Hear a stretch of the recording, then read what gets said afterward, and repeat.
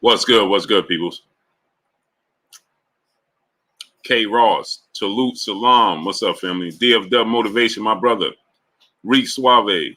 What's up, family? That was a terrible performance. Battle Life. Chris Bernadette. What's good? He said every fight ain't perfect. Frank had an off night, but still made the man sit down, so the jab was done. He faced adversity and still got the job done. His opponent came to fight.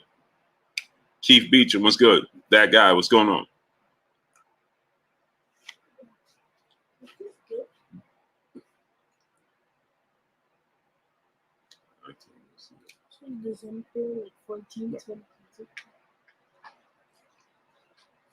Battle for Life was good.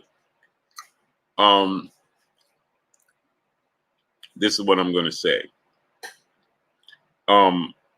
Yes, Marley Sheen, what's up, family? Yes, you can have an off night. DFW Motivation, my brother.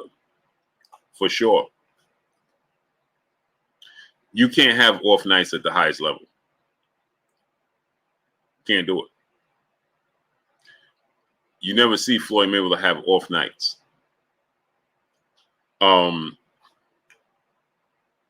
You can't have, you don't see Shakur and Devin have off nights. They don't have off nights. Tank doesn't have off nights. Winford X, what's up, family? Ryan Robinson, what's good? Peace be free, what's good? Ricardo, 1997. Mo, what's good? He's not ready for the top fighters. You just don't see them having off nights. You understand? Some people may say he forgot how to cut off the ring and everything. Although he says he expected this opponent to come to fight. Omar Hamilton, what's good? Big George, 850. Joshua Lawson, Crazy 03, what's up? I wonder how much did he actually overlook his opponent. Derrick James was extremely frustrated. YB Cannons, what's up? Great brother. Errol Spence feel let down. No, Errol Spence don't feel let down. He got the dub.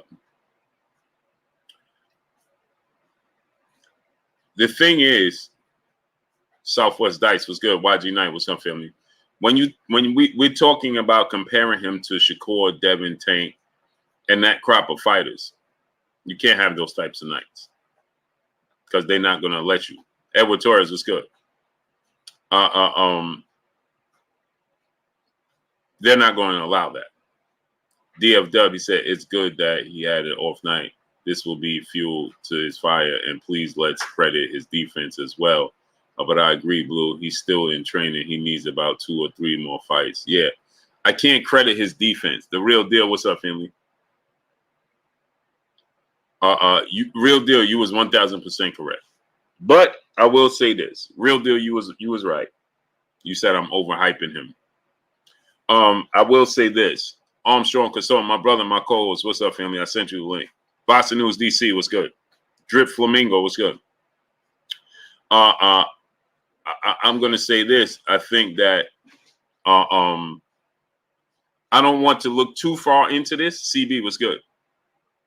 And when you say his defense, DFW Motivation, I saw him getting touched by a guy who wasn't very fast, and he was getting hit with the same punch. So I can't say I credit his defense because depending upon the level of opponent, the punches he was getting hit with. Imagine if he was in there with Devin, Shakur, or Tank. Elvis Narde, what's up, family? Ty Money, what's good? Imagine if he was in there with Tank. Stiff Jazz, what's good?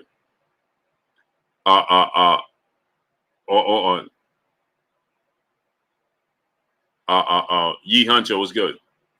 He was in there with Shakur, Devin, Tank. Pardon my way, what's good? I'm gonna say this. He never made adjustments One thing I will say, it's hard to judge because keep in mind, Teofimo Lopez had an off night against Sandor Martin, lackluster performance, and then look how he looked against Josh Taylor. You know what I'm saying? So keep it cool. Tony Street, what's good, family? Battle for Life, what's good? GM, what's up? Ernest Hines, what's good? So I don't want to look too far into this fight to be like, you know what I'm saying? Because Teofimo Lopez had a terrible night against Sandor Martin. I thought he lost. He got dropped unofficially twice. I thought he lost, right? But he got the victory.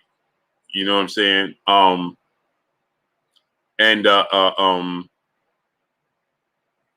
My brother Bish B Megastar in the building. Rob's Chandler, what's up, family? How you feeling? Steve Cooley, what's good? I just think that this is what I'm taking from tonight. I thought Frank Martin won. I thought he closed it out. Beautiful. Sean, what's up? Terrell Williams, what's good? I thought he won. I thought he closed out the fight beautifully. And I thought he won the fight. I'm going to say this, though. I saw him. It was like he wasn't focused. Wilbur Hine was good. What Derrick James was he wasn't picking up what Derrick James was putting down. That's something that concerned me. Paul Cichon, what's up? My brother Charles Edward Cheese in the building. Cree Rich, what's up? Appreciate you, brother. So I don't want to get overly DeMarcus Martin, what's up, family? Overly dramatic about this fight. But the thing that concerned me was his mentality in the ring, right? While Derrick James was like, bro, you need to do X, Y, and Z. He like, I need water, I need water, I need water. You understand what I'm saying? And Derrick James is like, I know you need water. Early MC was good. But he's like, I need water, I need water, I need water. You know, what let me know he wasn't locked in mentally with what Derrick James was putting down. And you can't, D Brown was good. You know, you can't have that type of mentality when you're dealing with Dev Shakur or Tank. He seemed off tonight, Blue. He seemed drained. He was off. And I don't want to say he was off. It was what his opponent was doing. Sometimes we underestimate, because I thought I expected Frank Martin. Christopher was good. Ernie V was good. Casey Brown was good. I expected Frank Martin to make a statement tonight. Mr. Holmes was good. And I expected him to make a statement tonight and knock out his opponent. Now, to my issue, maybe I underestimated his opponent, and maybe he did too. You understand? Mike Wolf was good. It's like Frank is scared to put pressure on fighters. Yeah, Zoe loves wife Nina. Blessings. Because he was hesitant about the counters, is what I think. The counter punching that was coming back. And I have high expectations for Frank Martin. His athletic ability, his skill set. And tonight, I saw him looking confused.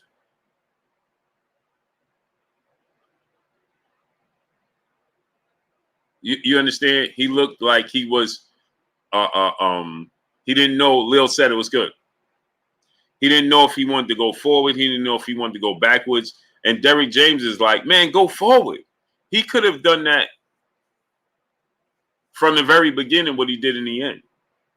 Bro, even when he was boxing cautiously, he was still landing Haru was aggressive and throwing a lot, but he was hurting except to keep body on Frank. So yeah, he got some rounds off, but he was not getting. No. Willie Lowe, what's good, family? No, Cheese. I'm not saying Frank was getting. I don't know who said Frank was getting. Neither one of them. Frank did not whip on this dude until the second half. This dude was countering Frank Martin all night and landing uppercuts, right hands. It may not have been the hardest punches, but they was landing. Sylvester Solomon, 2011, was good. They may not have been the hardest punches, but my point is this, Cheese. You have to replace those punches with Shakur Stevenson and Devin Haney and Tank Davis. No. Your head got to get off the line. Savon the Don, what's up? Dominique was good. Boston Exposed X was good. He was very hesitant. Danny Garcia was good. Black was good. He said, Blue, you see why Shakur doesn't need. Paul Porter was good. That's after the fact.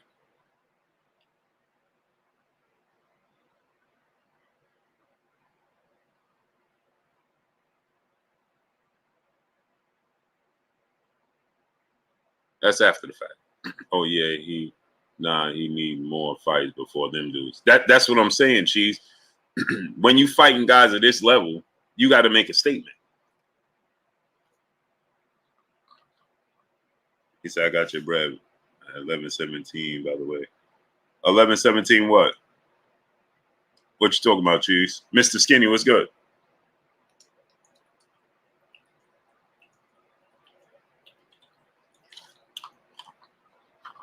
June Undercover, what's up, family? So it's just little things. I don't want to overreact to the fight and to the performance. King, what's good? He said Stevenson had an okay performance before. No, he didn't. No, he didn't. Shakur Stevenson showed up for every fight. They just made it.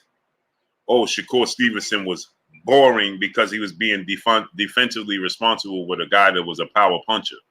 And so they made it. Sherman Bray was good. Jacob was good. So they made it. Oh, Shakur Stevenson had a bad performance and Shakur Stevenson was boring. No, he didn't have no bad performance. D. Richardson, what's up, family? No. Our team, Terry Smooth Jr., our team got robbed. No, he didn't. He got in the second half, in that last 3 rounds, he got the brakes beat off of him. In them last 3 rounds, and he got a knockdown. So, no, he didn't get robbed. In those first 9 rounds was competitive. Red Hook Brooklyn was good. The first 9 rounds, Mike Mazik, what's up, family? He didn't get robbed. Let's stop. Let's not do that. Vaughn 99X was good. Let's not start putting that in the air. Ernest Hines was good. Falcon 784 was good. Let's not start doing that. He didn't get robbed, brother. No, it was a competitive. He was competitive. He may have been. I had it like a draw going in. You know what I'm saying? It was competitive rounds, but to say he got robbed is a little too far. He didn't get robbed. Competitive fight, but in the championship rounds in 9 and 10, 11 and 12, and then the knockdown in 12, that's a little too far. Terry said we putting that in. No, he can't do that. My brother A-Side Armstrong in the building. My co-host, my brother. What's up, family? What's going on, Blue? What's going on, Blue? What's going on, chat? I hope you guys first of all, I hope the chat is doing well. I love you guys. I love you guys. But if you've come into the chat and you're excited to see what Blue Blood Sports TV had to say about Frank Martin's performance tonight, and you have not hit the like button, I want to tell you to take this time to go ahead and smash the like button to make sure that this content get out for other boxing enthusiasts like yourself so that they are able to receive this content and we're able to get inside the YouTube algorithm. So so I got a lot of you guys saying what's up, A-side. I want to get to this content tonight. I want to first of all, I want to go over my scorecard. Then I want to talk about the good things Frank Martin did because there's a lot of bad things he did. So if I can do that with you guys, y'all let me know. Please press the thumbs up so I can know who have all pressed the thumbs up, so we can get some type of ideal of how many people press the like button, and that'll let me know if we're able to cook. Yeah, Elijah Bridge. What did I think about Andy Cruz? Andy Cruz was. I like the performance. Burgos is not Okay. somebody that's going to pack it in. So I like the performance. I thought he won every single round. He tried to step on the gas at times. Aaron 99, Red Hook, Brooklyn. Is Brooklyn in the house without a doubt? 410 Cloud King, what's up? JJ Short Deuce, what's good? Okay, got the thumbs up. There was times he tried to step on the gas and get Burgos out of there, and Burgos wasn't ready to go. Omar Hamilton was good. He took a good beating. And, I like the performance. But Shirley Sean, what's up, nephew? Donald Williams was good. Valley Chris, what's up, family? So I think that, it was a good showing for Andy Cruz. He didn't show me he was an amateur. Copperfield, what's up? Jason Kirkman, what's good? Everybody was anticipating seeing his debut because they wanted to see if he was going to shake that. He's been in the amateurs so long that most people wanted to see if he was going to carry that into the pros. He didn't look like an amateur. Mr. 9320, what's up, family? He didn't look like an amateur at all. So I was impressed. I saw what I expected. Andy Cruz is talented. He's athletic. He's fast. Jermaine Gant was good. So he looked like what I expected. Simon Chu was good. Gertz was good. He's at a high level boxer. New York City, the Don Booking. What's up, family? So he did what I expected him to do. Good performance from Andy Cruz. No, I didn't get a chance to see it yet, so I want to. I'm gonna go back and actually watch it. I've been anticipating Frank.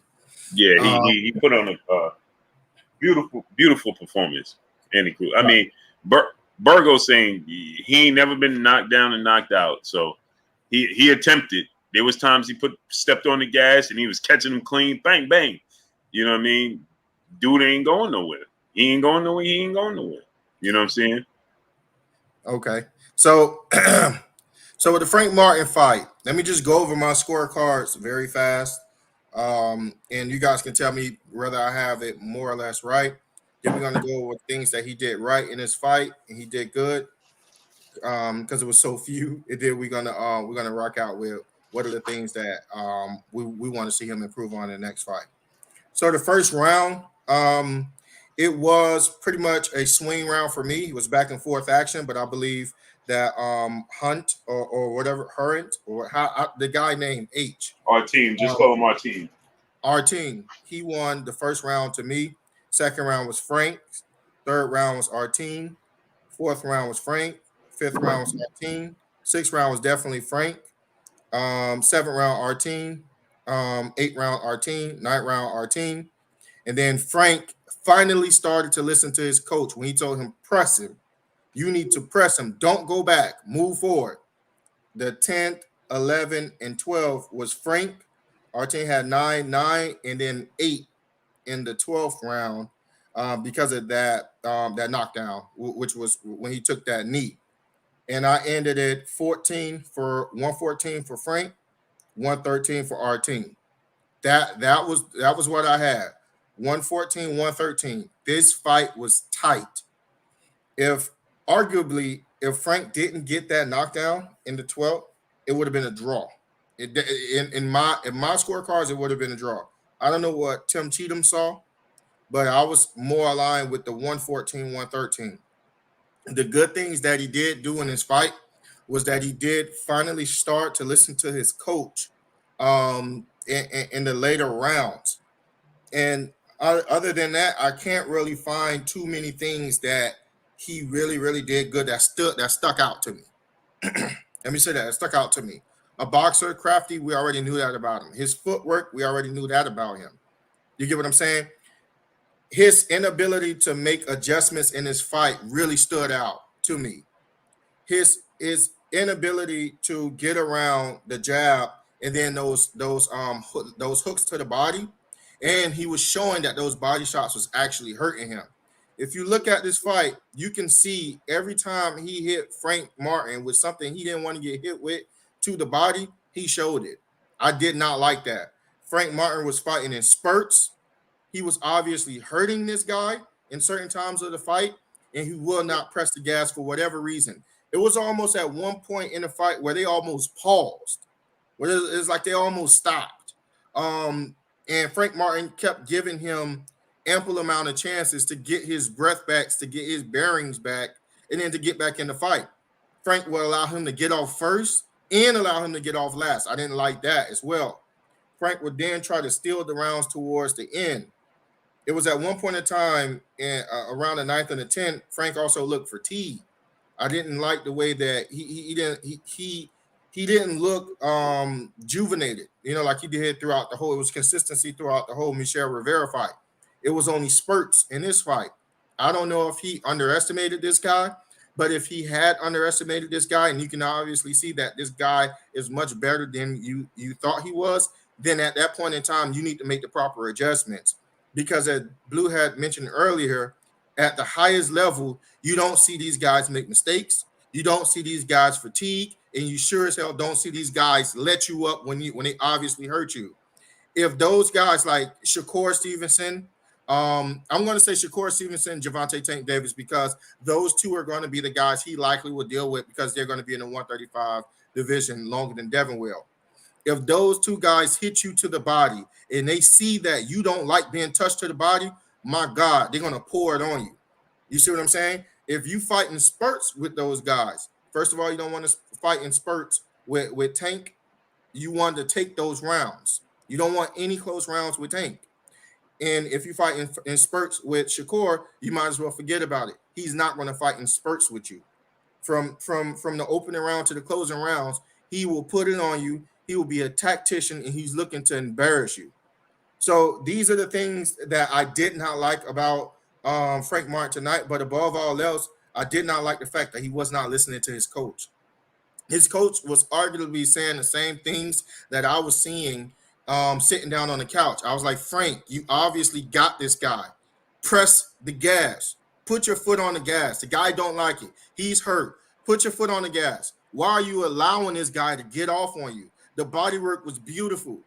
If I'm going to give Devin Haney body work credit for what he did against Lomachenko, I have to give that guy credit tonight because his body work was absolutely beautiful. Landing shots on Frank Martin all night. I didn't like the fact that he did not make adjustment. He did not stand behind that favorite combination that I have that he always do, which is the double jab, left hook to the body or left straight.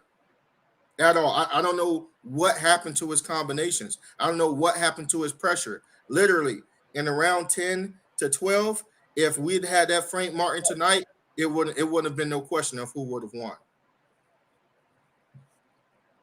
Yeah, man. Ben Davis, what's up, family? Hulk now, what's up? PGH Big Dog, what's up? Chef Deucey the Great, what's good? He just Eric Bell, Sun Dancer, Jermaine Gamp, what's up, family?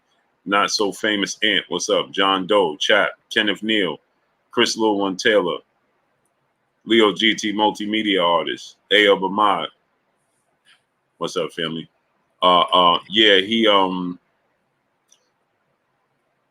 He let a lot, he left a lot to be desired. You know what I'm saying? And it was all mental. You know what I mean? Right. Like you said, I just didn't see no adjustments. He wasn't listening to Derrick James. Right. And then you can clearly see when he did listen to Derrick James and turned it on, look at the results. It was a different fight. A completely different fight. And he could have did it. He could have did it earlier. But like I said, it was earlier in the fight. It wasn't so easy for him to do that because he was getting countered. And every time he got countered, you can tell the hooks to the body or the right hand. Our team was crafty and he was getting counted and hit. Our team's timing was very, very good with countering him, and you can tell that bothered Frank Martin. You know what I mean? Right, especially the right straight. It found a home all night. It landed all night. All night. The straight right hand uppercuts. That hook to the body was nasty. He kept landing that hook to the body all night. Well placed all night. All night, right? His timing and distance, our team's timing and distance. And I want to give credit to our team because maybe it's not so much of Frank Martin and maybe it's a lot to do with we underestimated our team and his abilities. Right. And Frank Martin just wasn't able to make adjustments because maybe he underestimated him and his abilities. Although, yeah, Rocco 3, AD the champ, 8-9 was good. Although our team is not awkward, Chef Deuce. He wasn't. Yeah, I didn't view him as awkward. No, he wasn't awkward at all. He was consistent. Band up, what's up, nephew? He was consistent. He was accurate. He was sound. He wasn't nervous. Right. He had great timing. Under great understanding of distance. William Old School then, what's up, family? So every time Frank went into a high guard, he attacked that body. You see what I'm saying? Yeah, he was very aware of everything. Right. And hence the reason at the end, Old Dog 450 was good. Hence the reason at the end he said, I saw all his punches coming. Right? Even though Frank was a quicker, faster athlete, more explosive athlete, he saw all his punches coming and was able to time him beautifully. He said it in the post fight. Mm-hmm. He said it. So that showed up. That showed up in this fight big time. And the thing about it is that concerned me is that our team is he showed me good skills, but he's not Shakur Stevenson. He's not Devin Haney, and he's not Tank Davis. And Cedric versus the world. What's going on? Memphis 10 well, what's going on? Reggie Smith was good. He's not Tank Davis.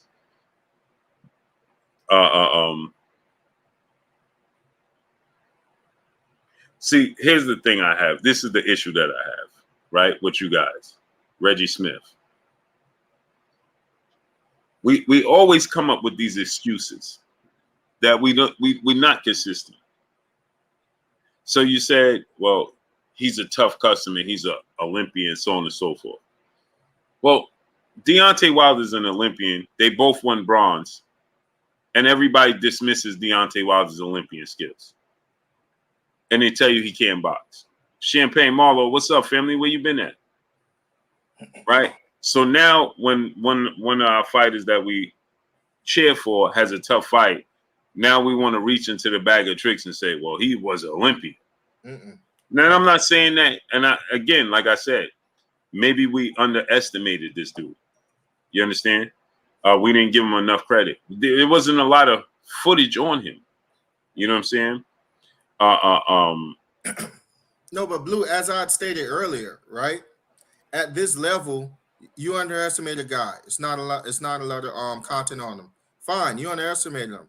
But once you realize the guy is better than what you thought, you need to make the proper adjustments in order to be able to beat this guy and get this guy out of there. It can't be a close fight for every guy that you think is below you. They happen to be better than what you thought they was, and then you keep coming up with that excuse. Oh, he was better than what I thought. Inevitably, we're going to start to think, well, how good are you? Because you're going to need to make those adjustments.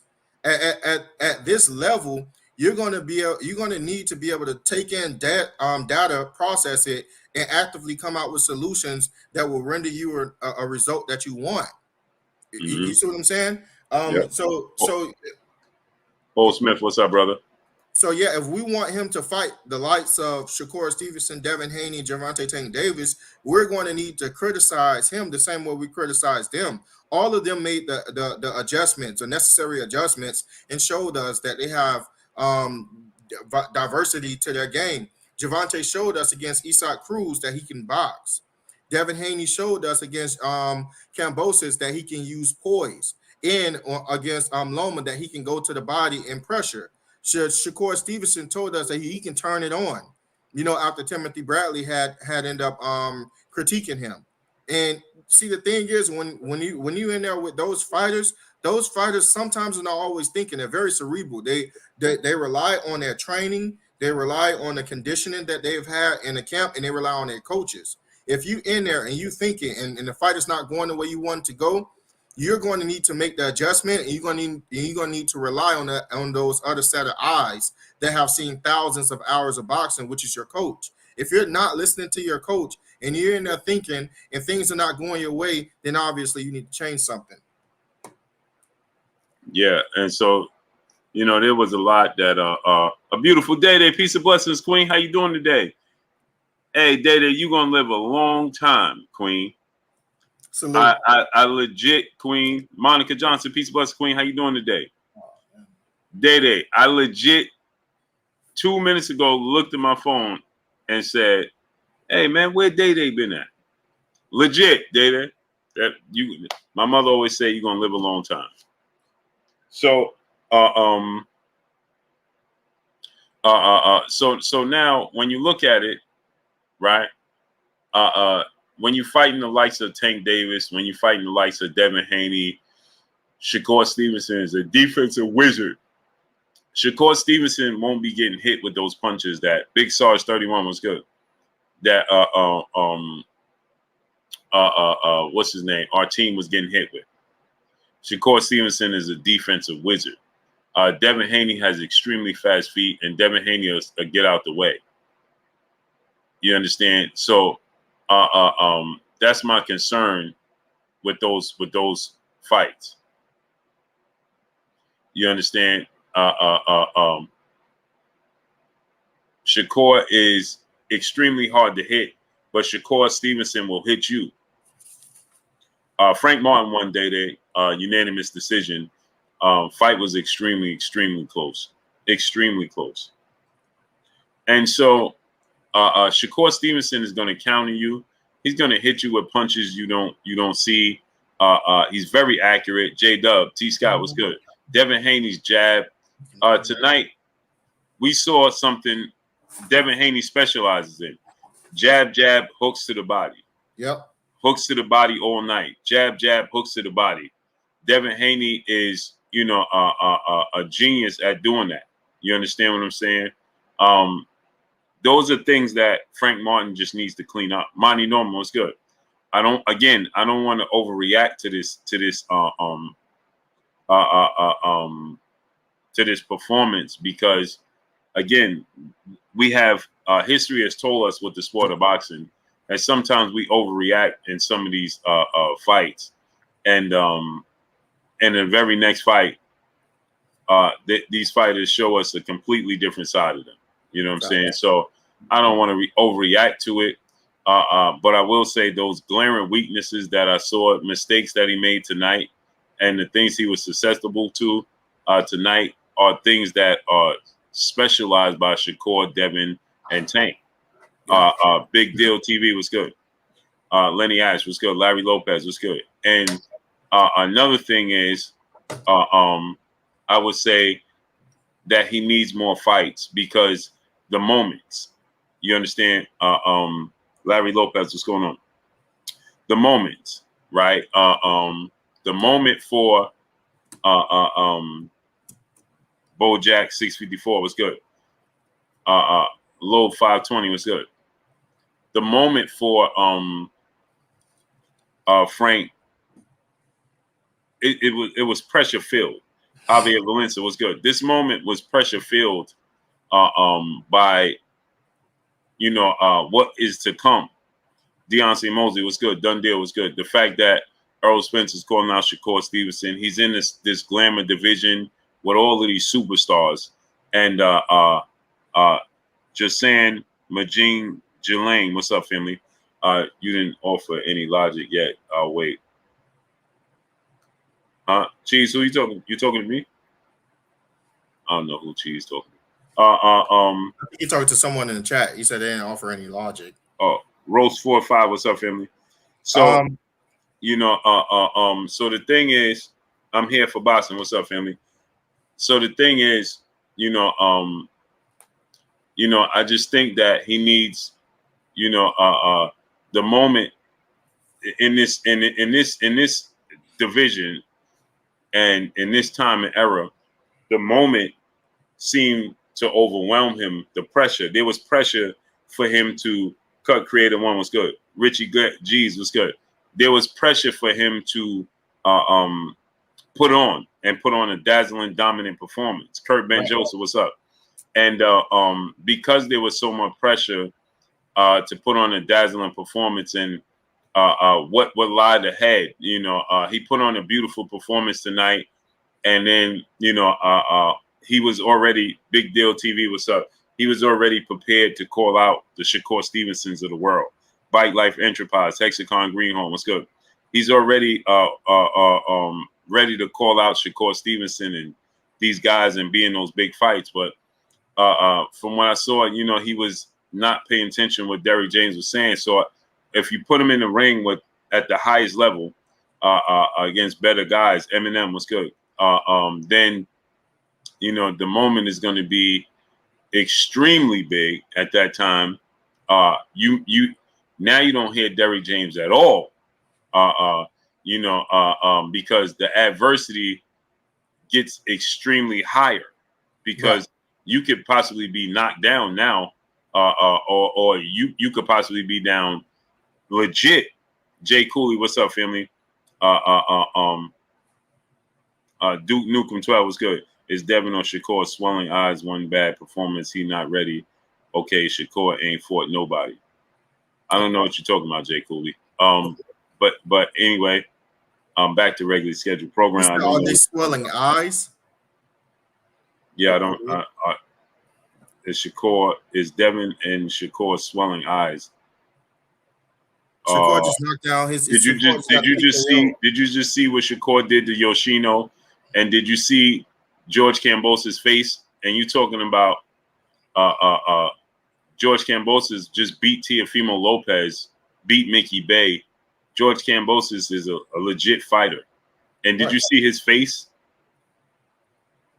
Did you see Lomachenko's face, bro? I was just about to say Lomachenko was peppered up too.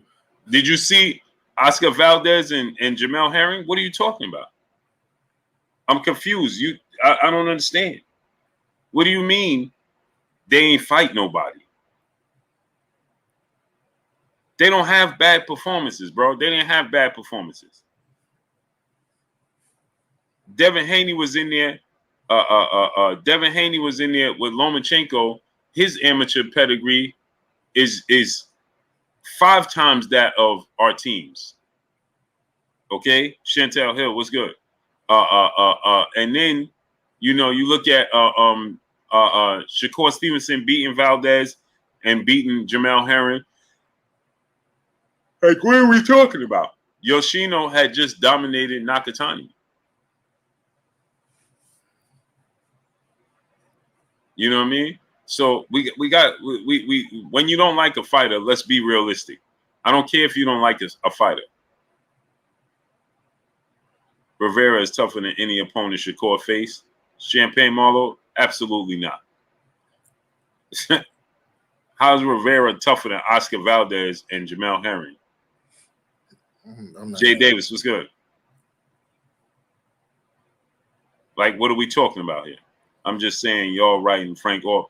Bro, Jay Cool. Knock it off, brother. Please knock it off. When did we write him off? What do you I just simply say, you see, this is what I be talking about, man. So you can't be honest. You can't be honest about something that you absolutely watching. So how's we writing him off when I said I don't want to overreact? Exactly. Like, what are you talking about? Man, this is the problem in the sport of boxing. Too many emotional driven people, bro. Not enough logic. Who said that we was writing them off? I just said that we not overreacting to the performance. I just said that Teofimo Lopez had bad performance against Sandor Martin, and look at the outcome he had with Josh Taylor. He had a bad performance against Nakatani, and then look what he did with Lomachenko. What are you talking about, brother? You emotionally driven. Oh man, you written him off because he's one of your favorite fighters. And Jay Cooley, when Frank Martin become one of your favorite fighters, bro? Ethiopian eyes, what's good? He one of your favorite fighters because you don't like Terence Crawford, and he's with Errol Spence. Now let's talk real. Let's talk reality, Jay Cooley. He's one of your favorite fighters. You came here and you're talking about, oh man, we writing them off, and then you try to downplay Devin Haney and Shakur Stevenson.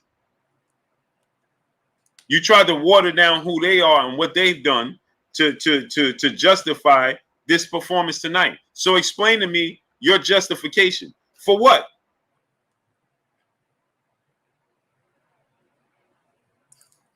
For what? What you just said? Oh, when is Shakur? So that was complete emotion. You ain't never seen Shakur Stevenson and Devin Haney swell up their opponent. Devin Haney has knockout of the year, brother.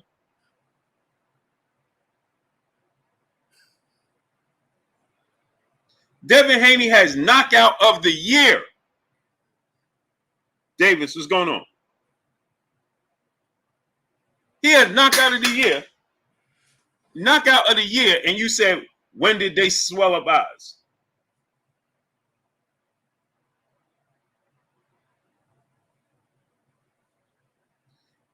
You said, let's talk about it. You just said, I don't like somebody over Bud.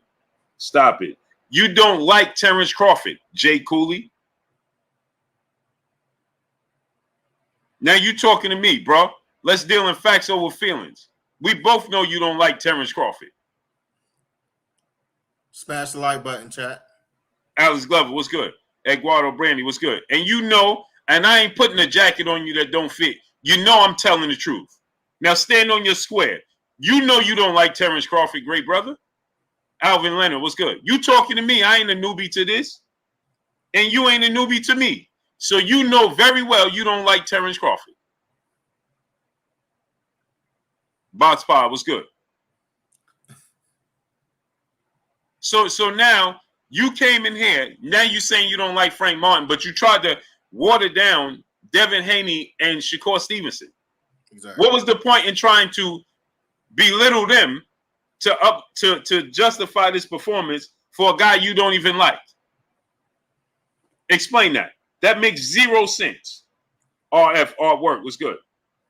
Raw 1980 Longhorn was good. The Real Royal was good. You just belittled Devin Haney and Shakur Stevenson to justify this performance tonight for a guy you don't like. Now, why would that be the case? That makes zero sense.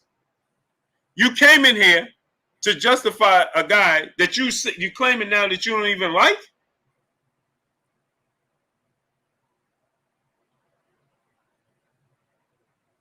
So you watered down Shakur and Devin to say, and when did they black eyes? When did they swell up eyes? What you mean? When did they swell up eyes? You just saw what Shakur did to Yoshino? Or a swollen eye. Ross Less Gold Coast New Pay was good. A swollen eye is more impressive than dominate. Man, cut it out, bro. So now check this out. You ain't know who our team was. You had no clue who that man was.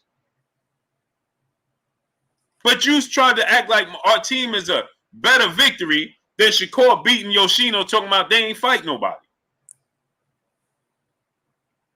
Well, I know who you know our team beat. Because I know Yoshino beat Nakatani and knocked him out. Well, that's a win that's notable and a credible win.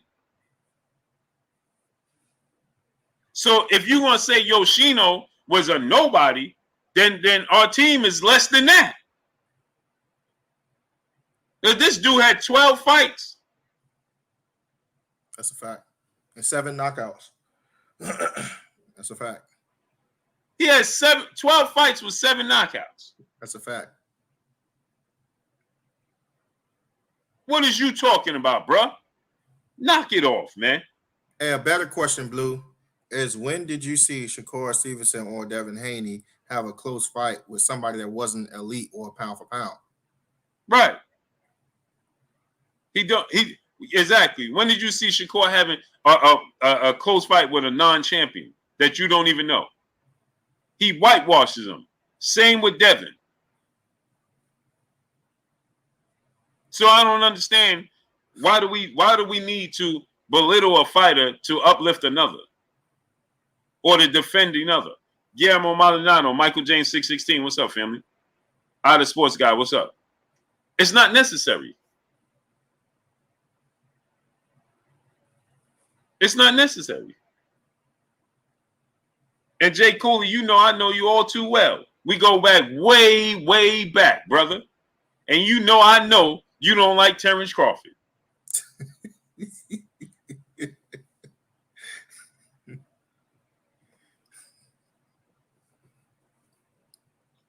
Devin fought Lomachenko, if you say elite.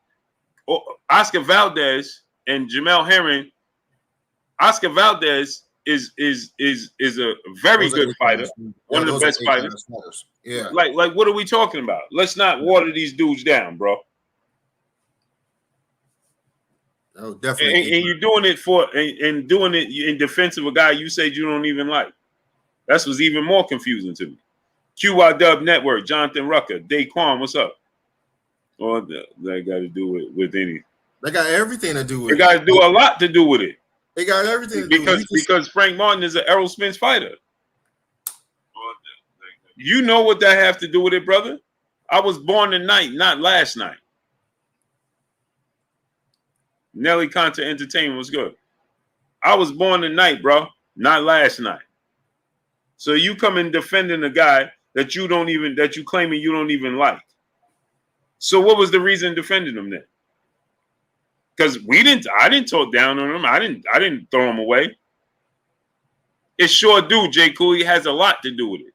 Because anything attached to Terence Crawford or attached to Errol Spence, opposite of one another, is what you're gonna roll with. That's exactly what it has to do with it. And you know what I'm talking about. Solomon Oscar, what's good? You know exactly what I'm talking about, great brother.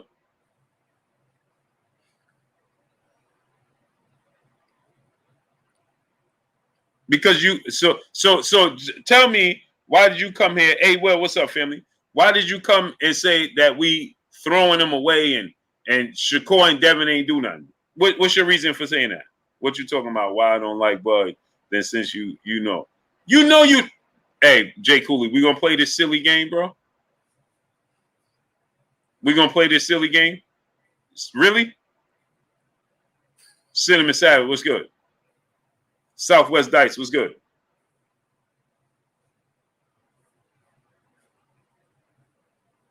Haru Style Set, what's up? Facts, cheese. I smell 50. Jay Cooley he know very well he don't like, and I know he don't like Terence Crawford. I don't know why he playing this game with me. Salute, Roman Sims. Ramon Sims, sorry. Let me see who we got. Jay Cooley been a family member forever and a day. He know very well I know he don't like Terence Crawford. Now he talking about, what's the reason I don't like Bud? I don't know what your reason is, but you know you don't like him. Yeah, Cooley, my guy, but you know you don't like Terence Crawford, bro. Stop the nonsense. Sakari was good. DMR was good. Alex Glover, my brother in the super chat, dropping that Cinco on your boy Blue and A-Side. Tell him to stop living the detractor life, Blue. All facts.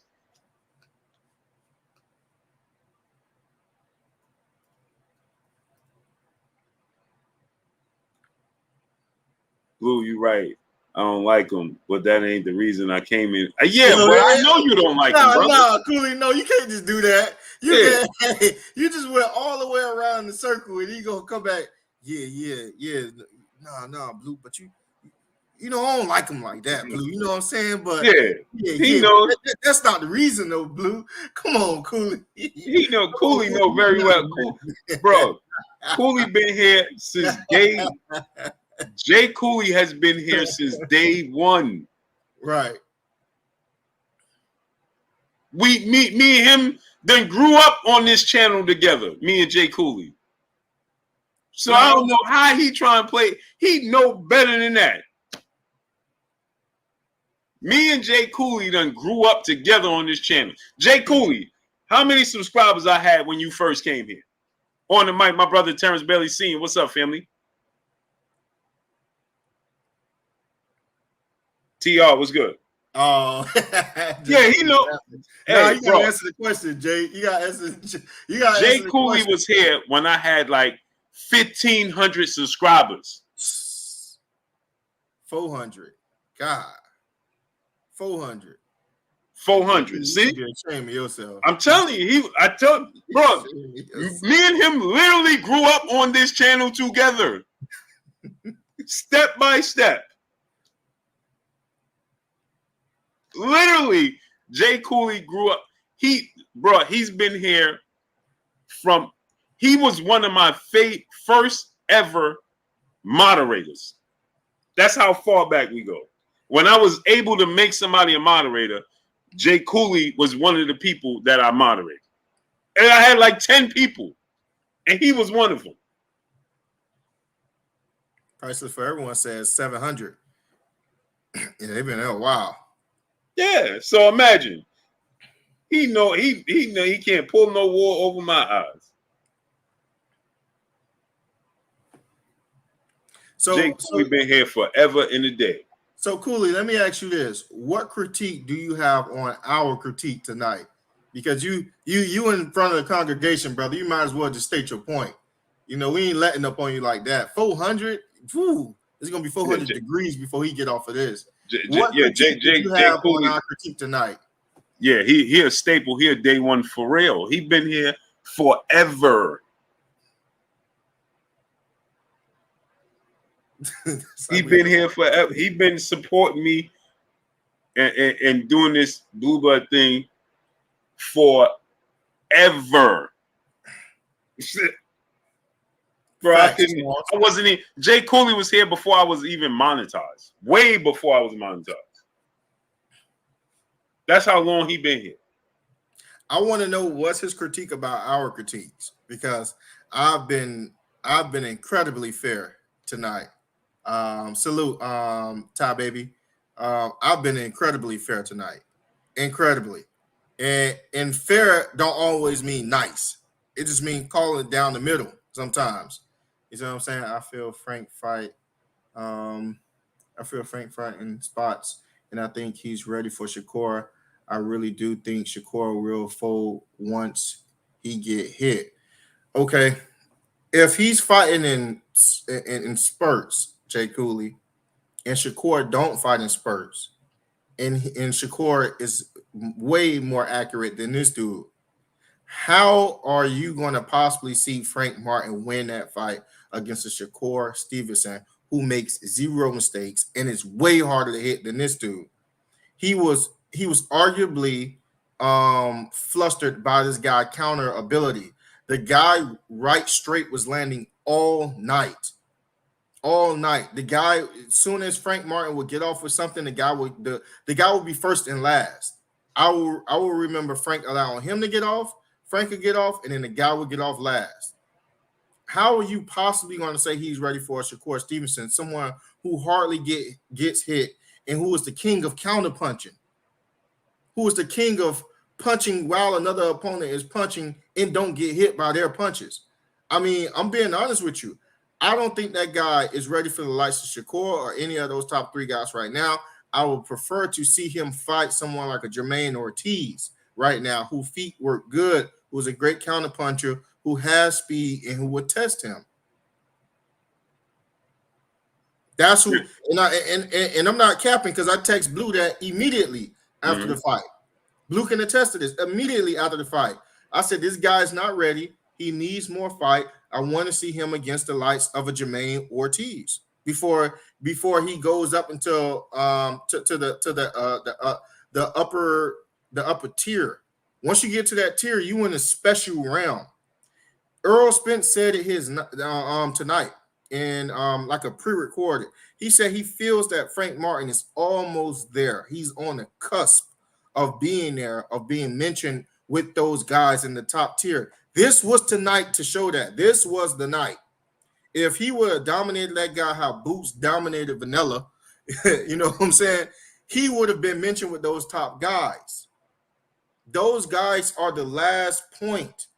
We don't know if he's an A tier or we don't know if he's elite. We don't know that. He has to have consistent performances for us to be able to judge him accurately. Because this performance set him back a little bit, we're not saying that we're throwing him off to the side. We're saying that we need to see him in stiffer competition with guys that we know that have the goods. If you look at Ortiz arguably won. To me, Ortiz beat Lomachenko.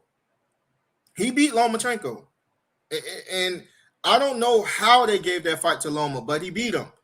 If Frank Martin beat Ortiz, that tells me something. You want to know what that tells me? That tells me that he plays to the level of his competition. If he thinks his competition is good, he is going to play to that because he did it with Michelle Rivera. This didn't look as good. And if he was to beat something like Ortiz, I'll say, okay, he's probably the type of guy that plays to the level of his competition. We need more data on him. And just for us stating that we need more data on him, that's not throwing him aside. That's being fair. Salute to brother Real X, DLX, non-deuce in the super chat, dropping that cinco on us in the super chat. Salute to my brother, man. Appreciate you, great brother. T Bonafide, brother in the super chat, dropping that deuce on your boy Blue and A side. He said, been following Blue since 11,000 subs. Salute. Ooh. Yeah, man. I got some pillars in this. I'm about to curse, bro. Agreed, Charles Edward Cheese. Agreed. I watched that fight again. Agreed. Paul Smith, what's up, family? Wait, what? What just happened? Uh-oh.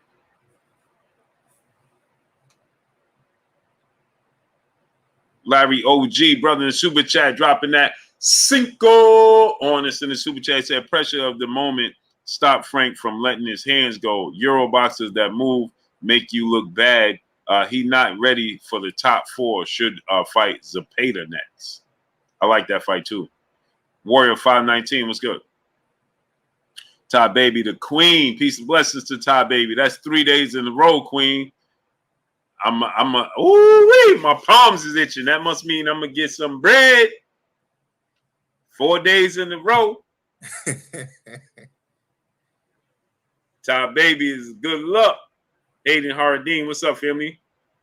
Jake Cooley, my brother in the super chat, dropping that cinco on us in the super chat. He said, all love, just keeping you on your toes, Blue.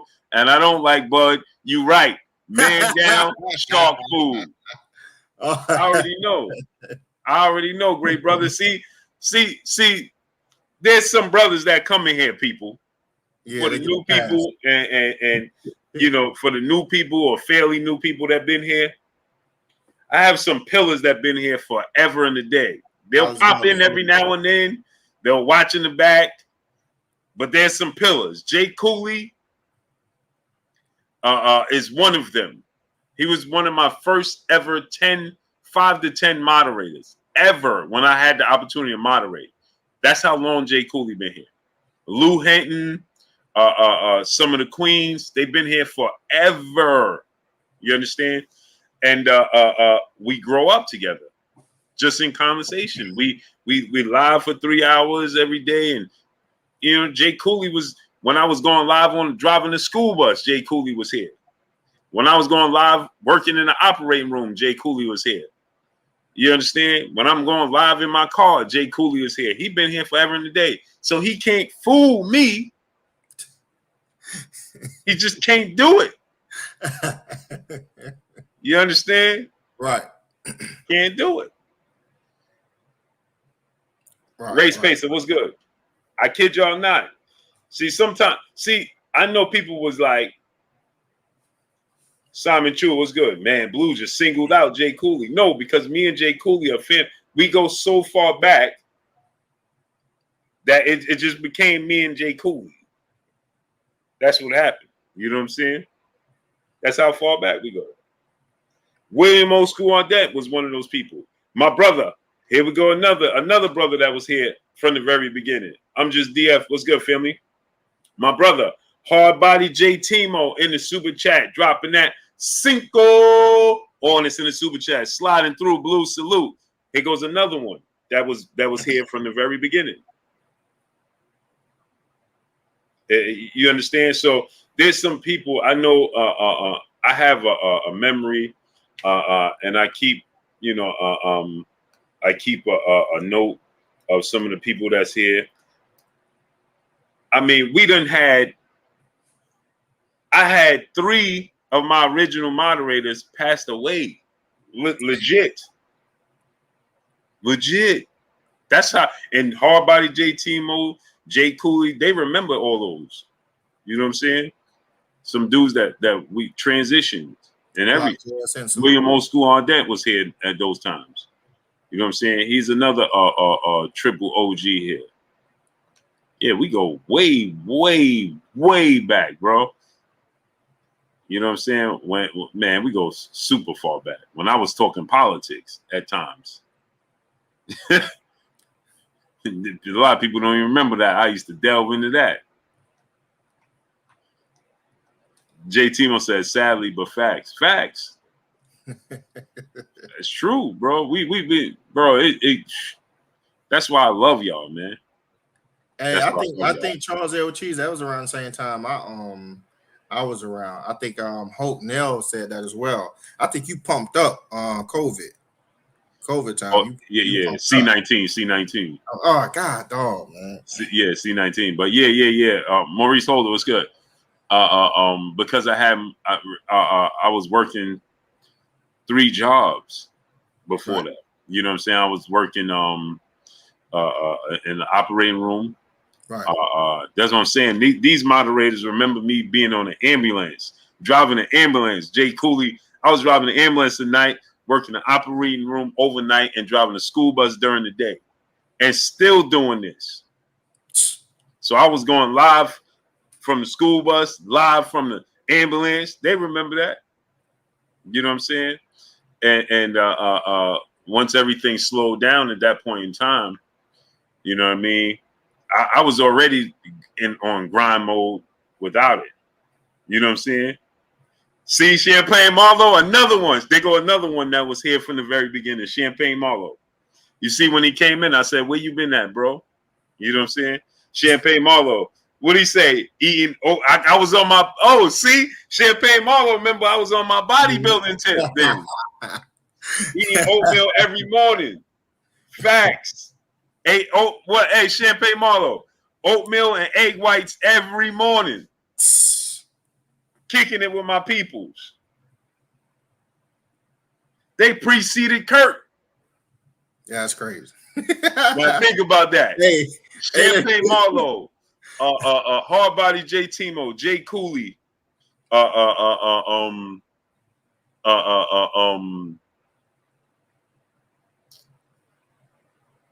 plenty more. But William O. School are dead. Lou Hinton, they was here years before Kurt. How you like that? They was here before Kurt. All true. William O. School are dead. Hard Body J Timo, Jay Cooley, Lou Hinton.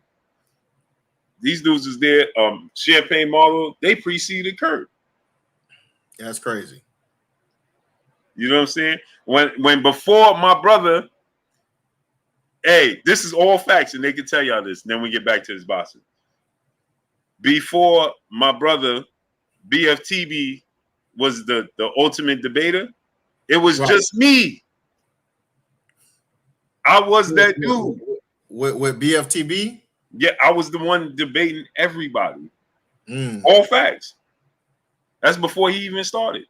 He's then when he started, I was like, man, I'm done. He's a good debater. He's a solid debater. Guy's really good. Very. I think he's the best. He's the best on here right now. Nah, he's a surgeon with it. Yeah, surgeon. He the only person I would lose sleep on.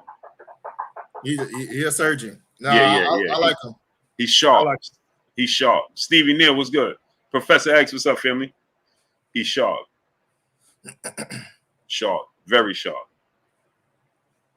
But I was that dude first. Right. Big Deal TV said, been here since the ambulance. Facts. Bro, my grind is untouched, boy. I was driving the ambulance. Hey, people in the ambulance. Am I lying, my peoples? They could tell you, people in the ambulance. Armstrong. You're over there coughing. Hey. And I'm driving, bro. Hey, smash the like button. I'm driving, bro. All true. Smash the like button. all true. For Shirley Sean, what's up, nephew? In the super chat, dropping that Cinco on us in the super chat. I watched Bum and Martin fights while at Chuck E. Cheese. I'm at the house in 2 weeks though. Ain't missing Cool Boy, Monster, and Truth, but for nothing. Bud for nothing. I ain't mad at you. All facts, bro. All facts. All facts, nephew. Conan Smith, brother in the super chat, dropping that Cinco on us in the super chat. Why these fights announcers give credit for paired and block punches? I despise them. Let me tell you why they do that, right? Let me tell you. I like that. Let me tell you why they do that. Because they can't see. No, I like that they do that. Because you want to know why? It made people like me go back and say, you know what? Because a lot of people thought Lomachenko was hitting Devin with a lot of those punches, right? And then when you go back and say, hey, now that punch that you said he hit Devin with, you see his arm up, it was actually caught. And then you actually it forces people to really pay attention to the fight and not go off of what you hear. Because a lot of times when you start to see that they're saying something inconsistent with what you see, you will almost put the TV on mute. You get what I'm saying? It'll force you to become a better analyst for what it is that you're watching. Because at first, if they're feeding us the information, we're lazy, and they can almost feed us anything. So if that one thing about Blue that I like about his commentary is accurate. So it's like oh okay, it's like I'm there, but it forces me to be a lazy watcher. Because you know why? I'm fortunate to do it here. Right. I'm fortunate to do it there. Right. I have experience seeing it every which way. And so I've trained myself to somewhat be able to slow down the action. Right. And I'm not perfect. Obviously, I get it wrong. But, I somewhat can train and slow down the fight so I can, because when you at the arena, going live at the arena, you can't see. I spent the whole time that one of the brothers asked me, Blue, man, we need you to go live while we're watching this fight. And I'm like, bro, I just want to watch the fight. Yeah. I'll do a post fight. You know what I'm saying? I wanted to watch Alicia Baumgartner fight and just because once I'm in that mode, I can't enjoy the fight. I gotta always go back and rewatch the fight but then I know the outcome. So now I'm still already in that mode where I'm like, did this land? Did that land? Especially if it's a close fight. Right. You know what I mean? And so, when they at the fight, when you got to understand. So to answer your question, why do the commentators do that? Mr. Sandman 1025, what's good? Because they don't demand monitors. Ball fade, what's up? You understand? One thing, when I called the Terence, they listen. When I called the Terence Crawford Avanesian fight, the scorecards and stuff, they put me in the same position that they were in. So you when you ringside, you looking at the ring, but you have one monitor in front of you or two monitors at best, right? So I told them this all true. When they sat me down, I said, "Hey, man, I need a favor." They said, "What you need? We get ready to start. This isn't it." I said, "I need my own monitor." They said, "What? Man, you go. Then you go. We gotta put you in the truck outside." I said, "No, I want to be ringside, but I need my own monitor. Can we make that happen?" I'm not being, you know what I'm saying? I said to give the accurate score. I'm giving that score right now. To give my accurate score, I need a monitor. You understand? But I want to be ringside. And so they gave me a monitor. You know what I mean? But in doing so, bro, when you sit in ringside like that and you watching it, y'all have to imagine this. Imagine being at, especially when it's a big fight. Imagine being at a Beyonce concert and trying to judge her performance sitting at the stage with all the people yelling. You understand? Just take that into consideration. And you are on the floor, so you can see everything. Like the entire crowd is screaming. You understand? So take that into consideration, bro. Like, imagine, you understand? You got fans that's going buck wild. They drinking. You understand what I'm saying? You trying to pay attention. It's impossible. That's why I always say this. And hopefully nobody steals my idea before, you understand. But I'm going to say it again. The judges need to be, and the commentators need to be above the ring, like in tennis. And they need to have on it noise cancel. What you call them? Noise cancellation. Noise cancellation headphones or earplugs. They're not swayed. They're watching the fight as if they're in the ring. Right. That's why they do that in tennis. You understand? To do your best to eliminate the crowd. You can't. You know what I'm saying? Hey, bro, this is a true story. You watch the judges. See, a lot of people have not been privy to just sit ringside. But Armstrong. Right. When you watch the judges, now I'm challenging you to do this, right? Okay. Just go back and watch the fight and try not to watch the fight. Actually watch the judges. Locate each judge and watch the judges, right? You'll see them doing things like this. Now, how could you possibly, you understand what I'm telling you? Right. How could you possibly, because once they're on top of you fighting right here, how could you see what's going on? You have to do like this. Right? In order to see what's going on, right. But there's people behind them, right? Okay, so they ain't going to do this. So guess what they do? They do this.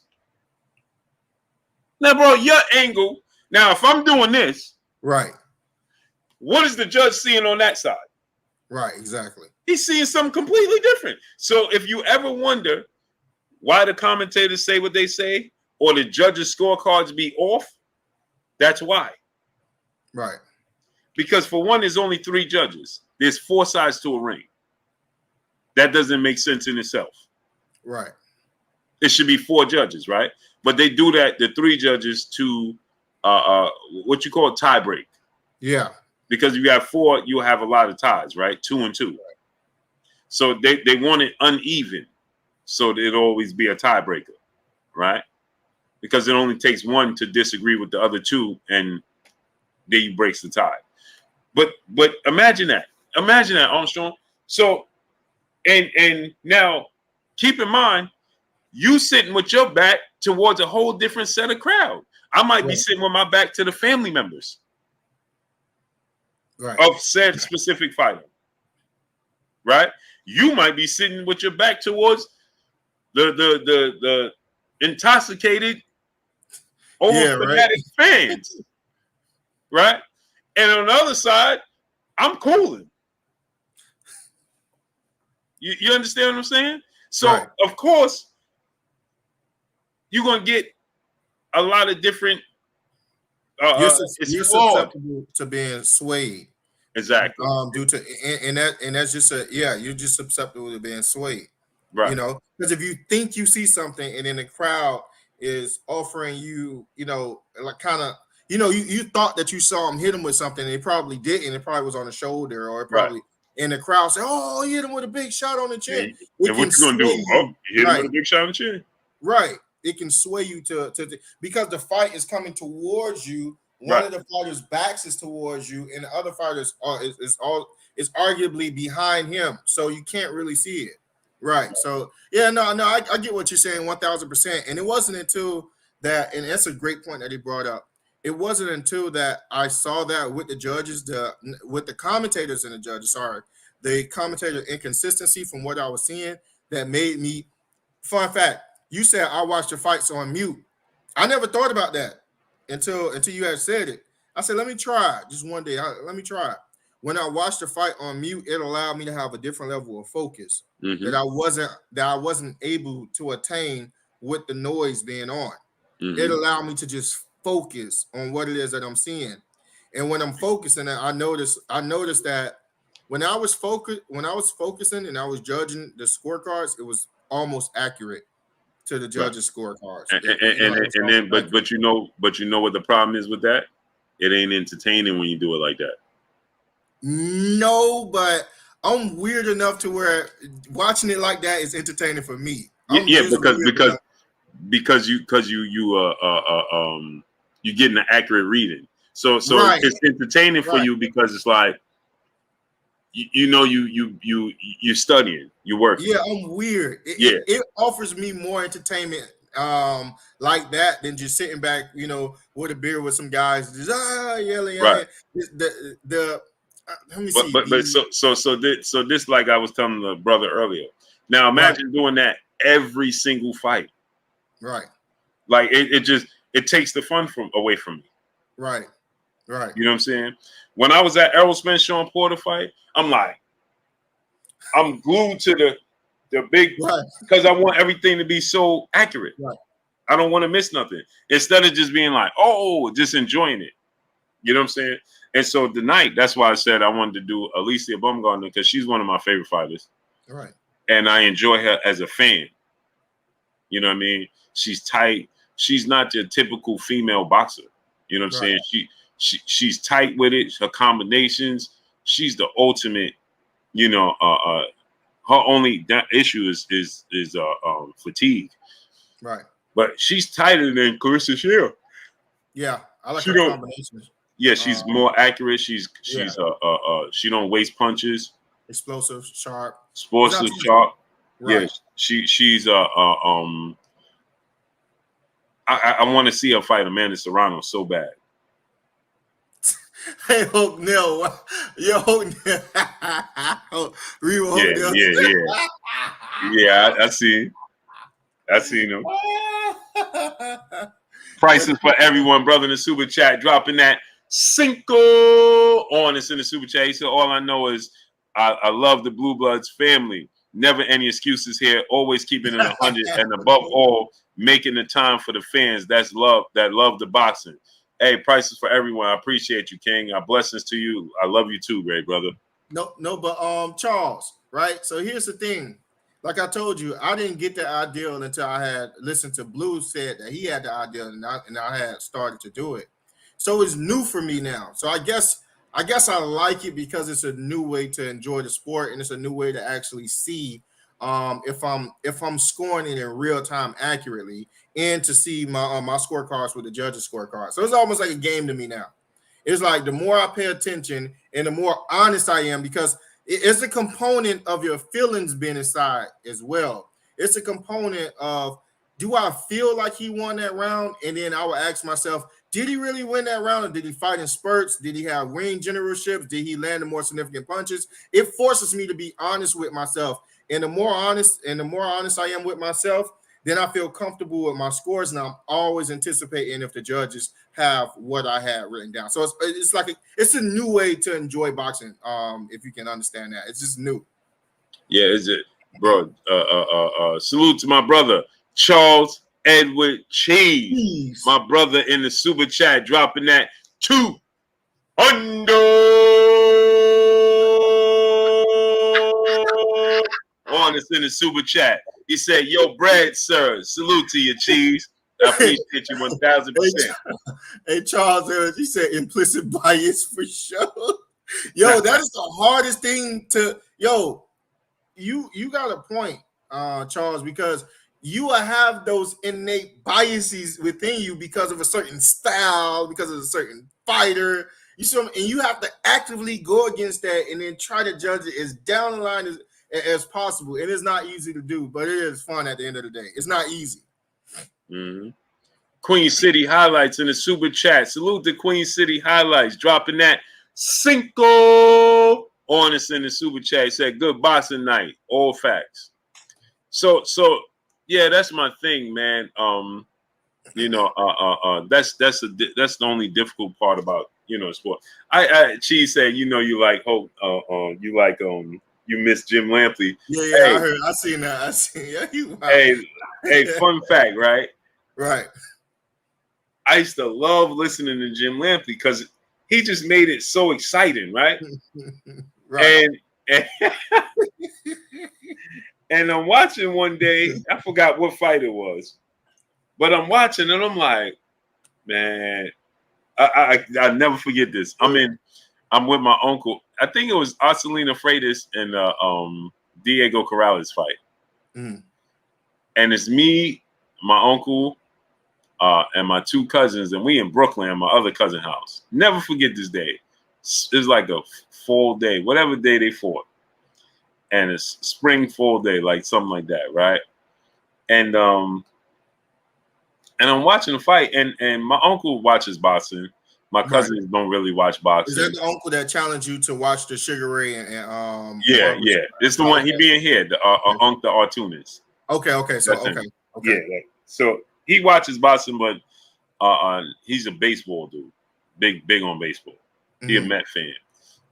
And football. We both Niner fans. So we watching it and I'm watching it and I'm more into it than them, obviously. And I'm not home. We in Brooklyn at my other family member house.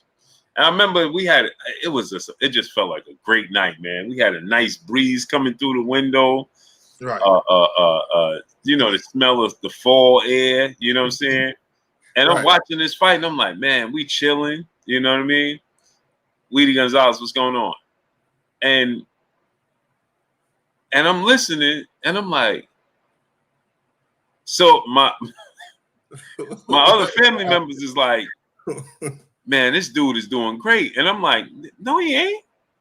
What? Saying like, yeah, and then I realized they going off of what Jim Lampley is saying. Right. So it made me really focus on Jim Lampley at that day. That's what I said earlier. That particular day, bro. And from that day forward, I couldn't listen to Jim Lampley no more. But that's what I said earlier. Because it's gonna make you start to become a better active analyst for what it is that you're watching.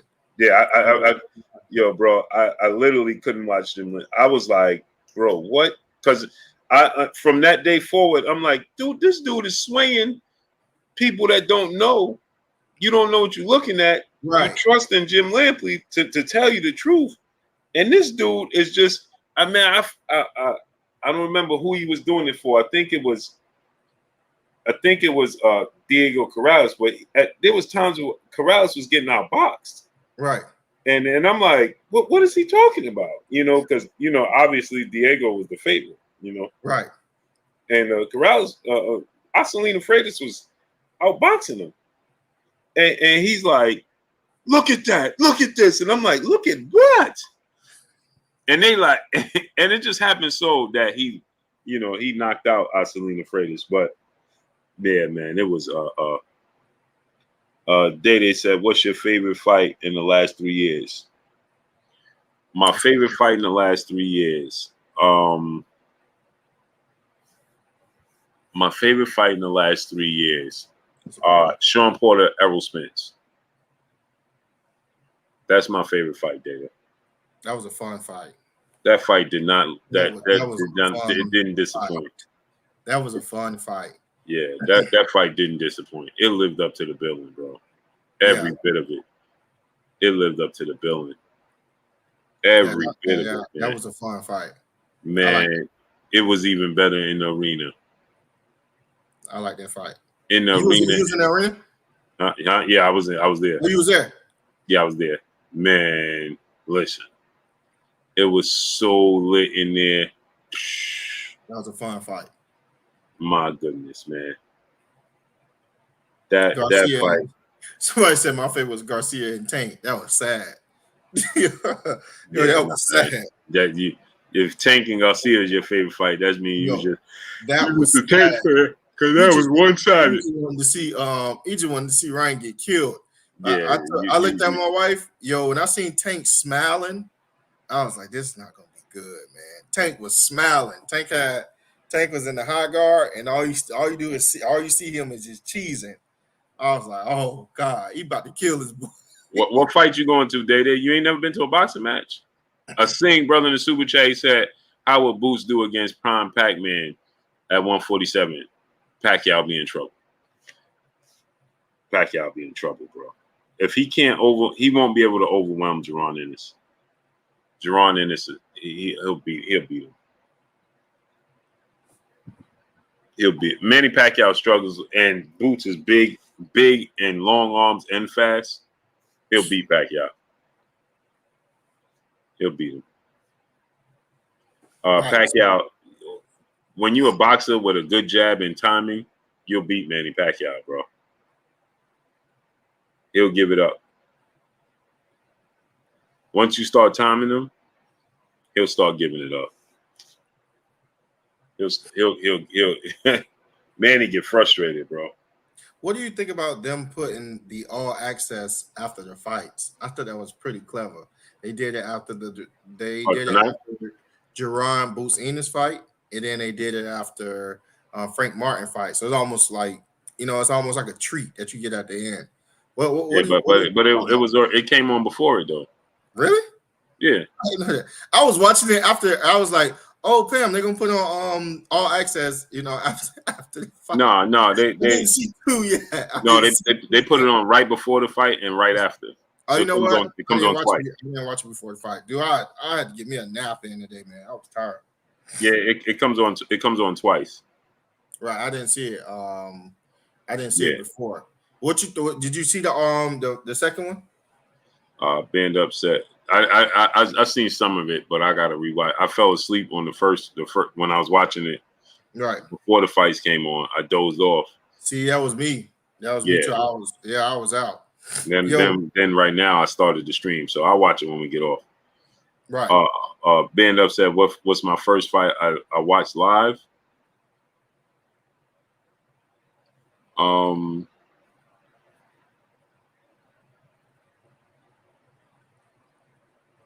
don't remember. Another thing too, we don't really get boxing fights down here in Miami. That's not a thing. Yeah, we don't really get. We don't. We're not a fighting mecca of any of those, like New York, New Jersey. Like we don't get boxing fights. I've been to a lot of UFC fights, but I've never been to a live boxing fight before because we don't get them down here. Yeah, and people don't realize it don't have a lot. It don't have a lot to do with the it's not the location, it's the commission. Right. So people be thinking they just don't put it on because people won't support it. That's not true. Right. Some boxing commissions just won't sanction certain things. Right. It's harder to get sanctioned, certain places. So they stick to what they know. Vegas, New York, LA. Exactly. We do not get fights in Miami. I'm telling you that right now. Yeah. So if you plan on moving to Miami and you want to see boxing matches, that's not going to happen. I'm telling you right now, it's not going to happen. Yeah, I don't even remember my first boxing match, bro. I done been in so much boxing. Yeah, I know, right? Band Up and for Shirley Sean. Yeah, I'm telling you, like, let me tell you the two fights that I can remember. This is how big the gap is, right? Just to give y'all a type of comparison. The last fight I remember down here was Devin Haney versus Gamboa, and I missed that fight, right? You know what will be the next fight? The next fight was Adrian Broner. Like that's just how huge the gaps, and we don't have fights, especially meaningful fights. Well, y'all had Floyd there. He fought Logan Paul. Those are exhibitions. Like I'm talking about like, boxing fights, actually being, on the records. Like, yeah, we get Floyd and I was, man, talk about lit. Floyd. That was lit, bro. Yeah, we get Floyd. But fun fact, right in the middle of it, right before Floyd was getting ready to come out, the sky opened up. Oh, when it was raining, right? You said it was raining. Yeah. That sound like Miami. I went to the roof of the building because I was on live. I went to the roof of the building because I'm like, man, I can't. Ain't no way. Which fight that was, Blue? Floyd and Logan Paul. Okay. You was there for that. Yeah, it was, man. Listen, Miami show out, bro. Yeah. When you get black folk coming to an event, well, all types of candy coated cars and 26s and Lambos and Ferraris and Bentleys and our people came up and they showed out, boy. I'm talking, they had on mink coats. I'm like, man, we in Miami. Brothers got on minks. Hey, fun fact: the ones that got on minks, not from Miami. I'm telling you right now, that's not us. Yo, that's when me and Ness got into on that altercation with the NBA player. Oh, for real? Yeah, we got on live. What happened? On live, dude. Me and Ness from the Boston Voice. Shout out to Ness. Right. We the fight is over. Me and Ness. People, y'all remember that? If y'all remember that in the chat, put number 7. I had no idea. Yeah, you got to tell the story on that. Yeah, dude played for the Miami Heat. What was his name? I forgot his name, but Ness didn't know who he was. So anyway, fast forward, long story short, the fight over. Me and Ness go live. Mr. J Duke 40. He said he remember that. I forgot his name. What's his name, man? Yeah, they want to know who it is. Yeah, I forgot his name, bro. But dude is a black belt and all that, man. But James Johnson, thank you, Terry Smoot Jr. James Johnson. There's James Johnson, right? So we hey, so we go Is Ness really as tall as they say he is? Yeah, Ness is tall, man. He like 6'3", 6'4". God. Yeah, Ness is tall. So yeah. So we Ness like, yo, the fight just ends. So Ness like, yo, Blue, let's go. Because it was hard to get service. So he like, yo, Blue, let's go to the hallway because people was booing Floyd. Right. So he's like, let's go to the hallway. We went live and let's get people reaction, the crowd as they coming out, right? And so me and Ness go outside, and we in the hallway and we interview people as they come out. Hey man, what you think about it? Do you think Floyd can, basic? You think Floyd can not? But we asking, we're not interviewing fighters. We interviewing just random people in the crowd, right? And so. This group of girls come out, like 3 girls, and they walk past. And Ness is like, what y'all think? Who y'all think won the fight? This, and this. They kept it moving. Cool. We turned around. He comes out and smacks Ness' camera down. Bang! Stop recording my girl butt. So Ness like, wait, what? So he missed the whole... Wait. Yeah, see now boxing class said Blue was like, y'all ain't jumping my man. Yeah. So he just comes up and smacks Ness' camera down. Bang! So Ness like, yo, what? So he like, yo, man, stop recording my girl butt. So hindsight, now I can tell you what happened was he didn't see him and her was arguing. Mm-hmm. And she walked ahead of him. Mm-hmm. He didn't see as they was approaching Ness say, what y'all think about the fight? So as they walking away, they walked away, and Ness is like, what y'all think? So they didn't answer. They kept walking. So right. as he's following them with the camera, they don't answer. He came back this way and he just smacks the camera out of his hand. Bang! Right. So it looked like to him, Ness was recording them walking away. So Ness like, yo, we both was in complete shock. Yeah, right. Mind you, he like his man is like 6'9", he like 6'11", you know what I'm saying? So all true. Yo, Blue. So it was like a delayed reaction. So Ness like, yo, what? So he said, yo, Blue, hold my camera. Don't turn it. Look, Ness. Don't turn it off.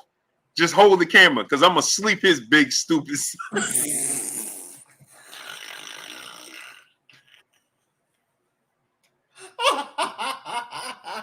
Hey, Ness got low. What's good? Right. What's good? So Right. I'm recording. You know what I'm saying? What's good? Right. So dude, like, should I do it? You know what I'm saying? Then he like, nah. No, then his man came over. So I'm like, wait, hold on. I'm like, nah, it ain't that type of party. So I'm like, nah, we ain't no jumping happening. So I'm like, what's good?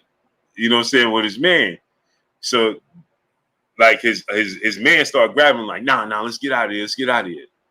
So then he starts screaming, y'all just doing that because I got more to lose than y'all. Mind you, we didn't know he played for the NBA. We didn't know who he was. So right. Like, yo, what? So now we following him. Me and Ness is following him. I'm like, yeah, y'all scared, this, and this. Y'all on the hunt. Yeah, me and Ness on the hunt. Mind you, and Ness is on one. Like, he's on 12. And Ness is on 12, right? I came with that New York. Right. Yo, Ness is on 12, bro. Like, he like, yo, what up? Ness is chasing him down, like. So I'm like, man, I ain't letting him go by himself. You know what I'm saying? Right. So then they dipped off. Like, they got their light jog on. Like, so I'm like, man, y'all, you know what I mean? You're scared this, and this. So somebody came over. Yo, old boy, fun fact, old boy is a 3rd-degree black belt and a kickboxer and an MMA fighter. That could have got real ugly, bro. Hey, all I'm thinking about, Blue. Hey, you know I'm short. For the chat, I'm 5'5". Yo, if I was there with y'all, I'd have just been punching dudes' knees like.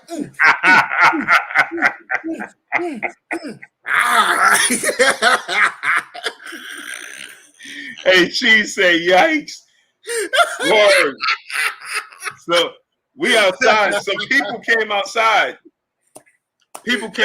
Like, yo, y'all know who that is? This, and this. So Ness is like, I don't care who. You know, I'm paraphrasing because he's right. I don't care who he is. This, and this. Bum. So I'm like, man, who is the dude? It was an MMA fighter. Tyron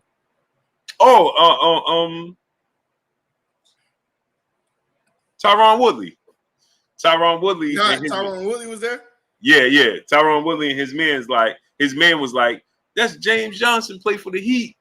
Right. Yo, you know he do MMA, this, and this, kicking us. Hey, yeah, that was wild, bro.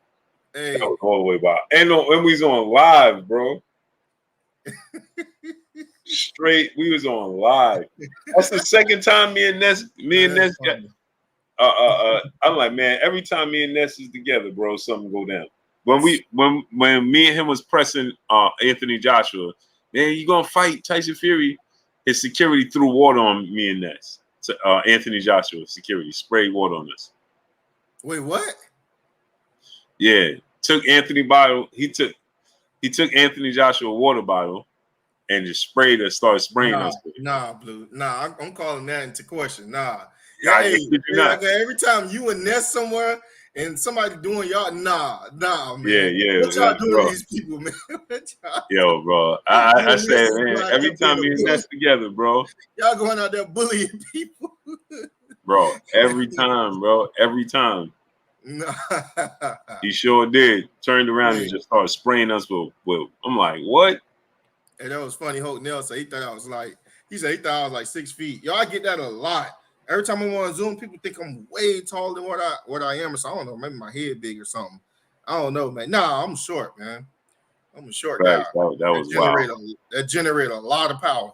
Like that's the one thing I can say about myself. And, hey, put it like this. I'm so honest, I'll tell you what I suck at. So when I'm really good at something, I'll tell you when I'm good at it. I generate a stupid amount of power. A ridiculous. I don't know if it's because of the height of ridiculous amount of power. Absolutely ridiculous. That low gravity, low center of gravity. So hey, man, to each his own. That's my. I guess that was my. You can't have nothing but. You can't have. Let me see. You can't have no good attribute, no bad attributes, right? I mean, like, how can I put this? You can't have no. You cannot have no good attributes, right? You got to have something good, right? That's mine. Yeah, that's mine. Mm-hmm. Very explosive. Mark X, brother in the super chat. He said, "What do you think? Errol Spence Jr. equals Marvin Hagler?" No. I know a lot of people compare Errol Spence to Marvin Hagler. Simon Chua was good. That happens often. No. Facts, Neil. The thing about it is, is Marvin Hagler was a lot more versatile than Errol Spence. He was the ultimate. He's arguably the greatest switch hitting fighter in boxing history. Switching from southpaw to orthodox, boxing on his toes when he wanted to, brawling when he wanted to. Marvin Hagler was, and all the way durable. He didn't enjoy the fruits of his labor outside the ring in between fights. He stayed in shape. You know what I mean? Dude never got out of shape. Marvin Hagler just got the short end of the stick a lot of times in a lot of decisions. But Errol Spence, I can see the people compare the two because they people remember Marvin Hagler fighting in a southpaw stance,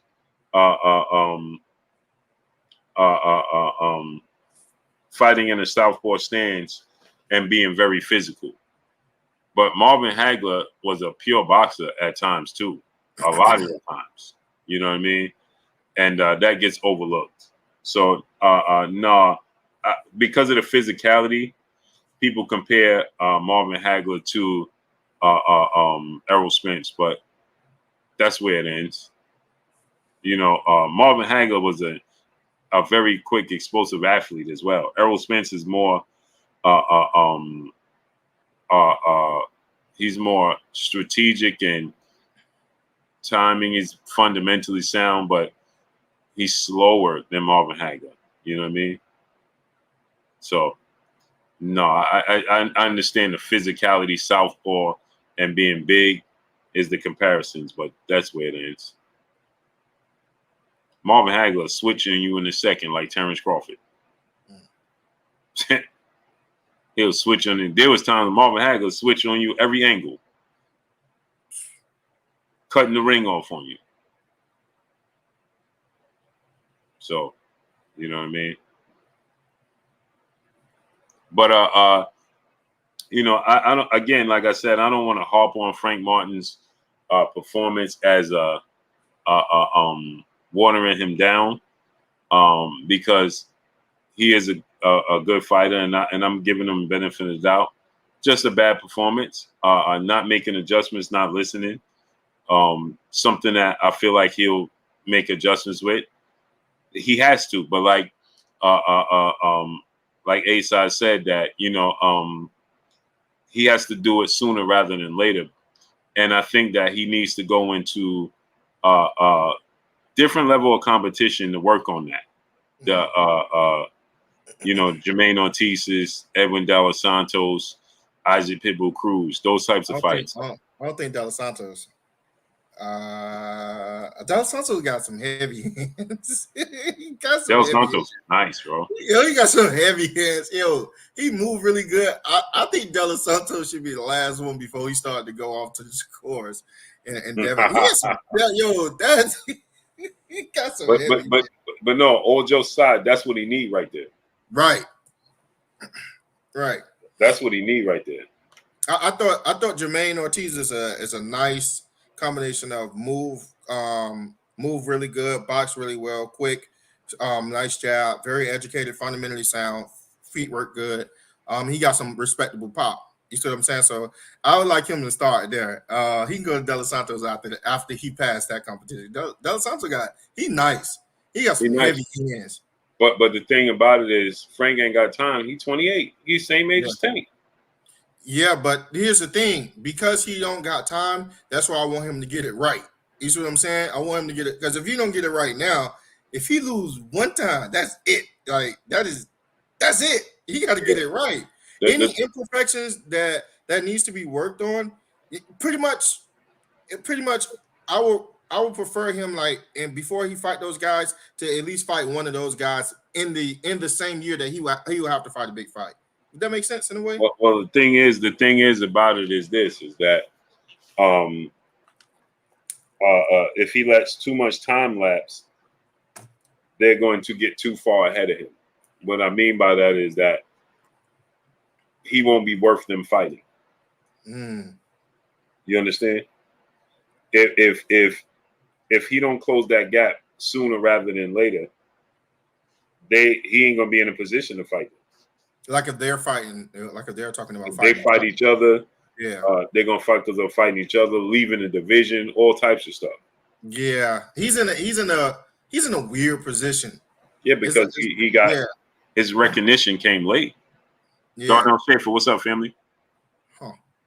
Yeah, Frank on the wrong side of 20. You know how I always say, I'm on the wrong side of 40. He on the wrong side of 20. Right. Yeah. Nah, man. Oof. Yeah. Now that you put it like that. Yeah, bro. Bro, time is not on the side, and not only his age, but with them. If Shakur fights, let's say he was to land the Devin fight and then land Tank fight, why would he fight Frank Martin? Right. After that. It's no reason. There's no reason.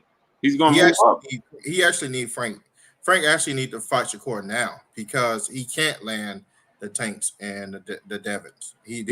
That's what I'm saying. He fight somebody like De Los Santos that's gonna put him on the map. I agree. And then no justification. This performance tonight is set him back.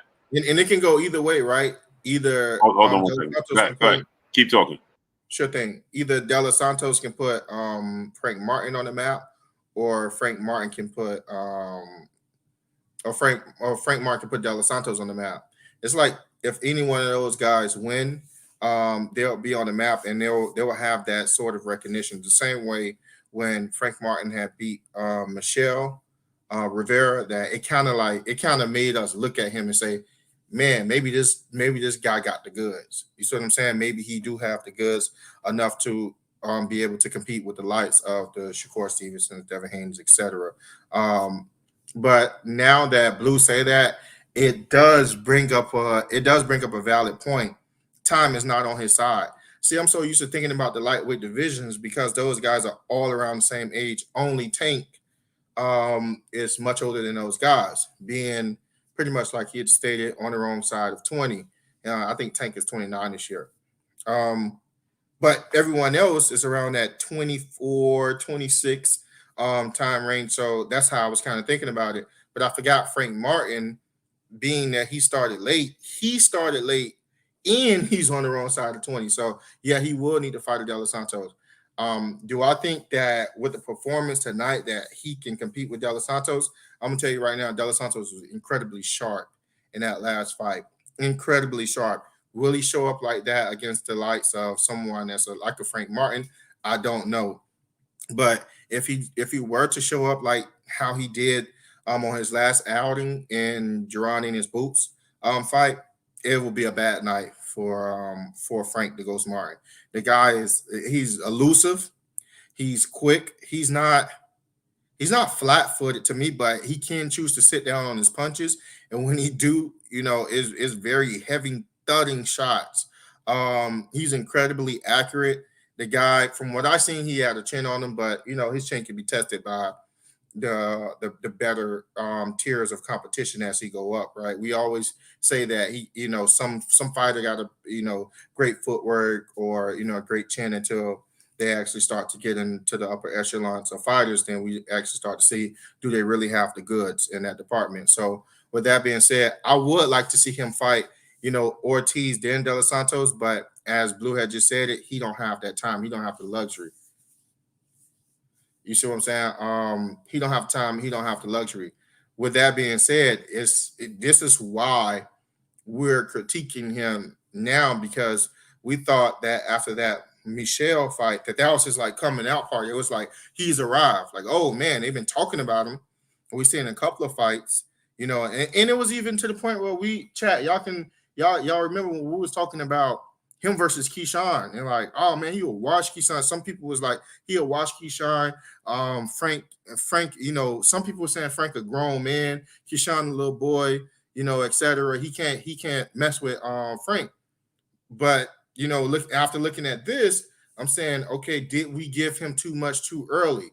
We won't be able to know if we gave him too much too early until we're able to see another fight with a higher tier fighter in the Jermaine Ortiz or the De Los Santos, to see if he fights to the level of his competition, or did he max out kind of around that B+ fighter, A- fighter? So that's my biggest thing with Frank Martin as of right now. It seems like we got Bro Kuza in the super chat. If Frank loses to Shakur, is he done? If Frank loses to Shakur, I think he will be stuck fighting like the George Camboses, probably the Isak Cruz, the Ortiz. I don't think he get no more shots. I don't think he get no more big shots, because if he loses to Shakur, then we say Shakur really got the goods because he just beat one of the hottest prospects. Now, if he beats one of the hottest prospects, then they're going to be looking for Shakur to fight Tank. And if Shakur is about to fight Tank, then he's not going to get no real opportunity like it, because that's going to be the biggest fight to make at that point in time. Everyone is going to be chasing, a fight with Shakur or even Tank at that point. So that's what I'm saying. I'm saying, like, he can't afford a loss against Shakur Stevenson right now. He literally can't afford that, because if he was to lose against Shakur Stevenson is a legit 135 pounders, and he beat one of the hottest prospects. He is going to force a fight with Gervonta Tank Davis. That's why I'm saying, if he do lose a fight against Shakur Stevenson, he may be subjected to fight those lower tier fighters, but people will push a fight with Gervonta and Shakur even more. Bro Kuza, brother in the super chat, dropping that half a good on us. If he loses to Shakur, it'll be a big setback. Yeah, that's what I was just explaining. Mm-hmm. Because it will force everyone in a division and in a sport to recognize that Shakur is a true 135 pounds. He has arrived. He'll be one of the hottest prospects, and then it will force a fight between him and Tank. It will force a fight between him and Tank. You see what I'm saying? Well, and if he got here's why it's a problem, right? It's because this is what's wrong, right, Bro Kuzo? Is that in ASAP, a loss to Shakur, he don't have the star power to bounce back. He's not in high demand. So, like Asai said, he'll get stuck in that in limbo. In limbo, yeah, right. Fighting, like he said, Camboses and trying to work his way back. But at 28, possibly 29, by the time he do that, them dudes is gonna be gone,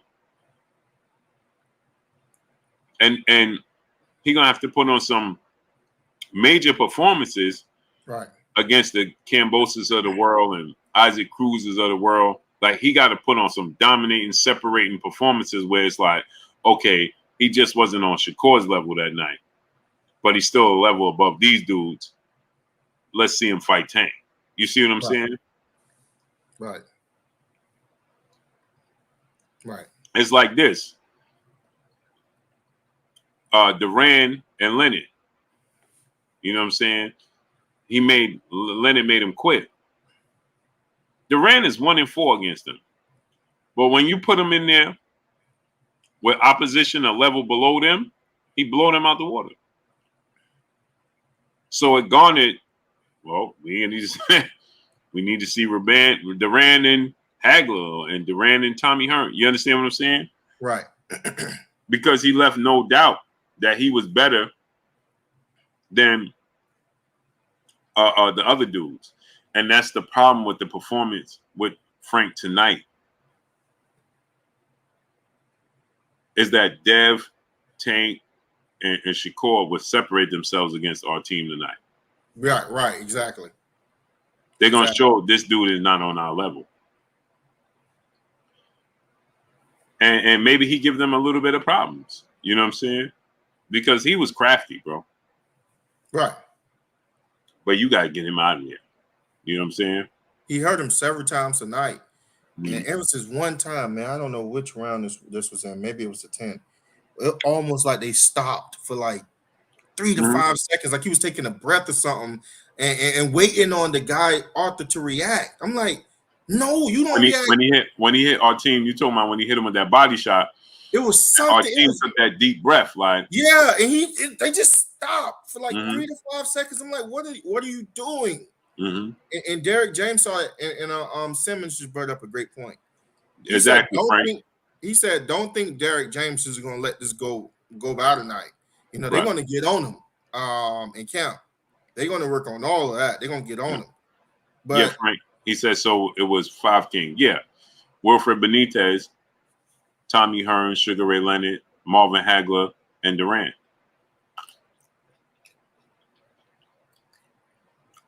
Benitez was no different than Durant, except that Durant got 1 win over Sugar Ray.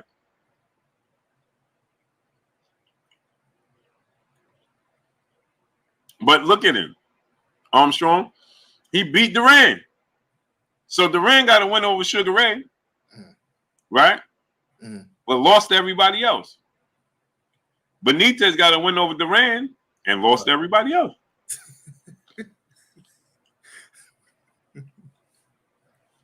Well, really? Right. He should be the 5th King, Durant. Because he lost to everybody. Right. Think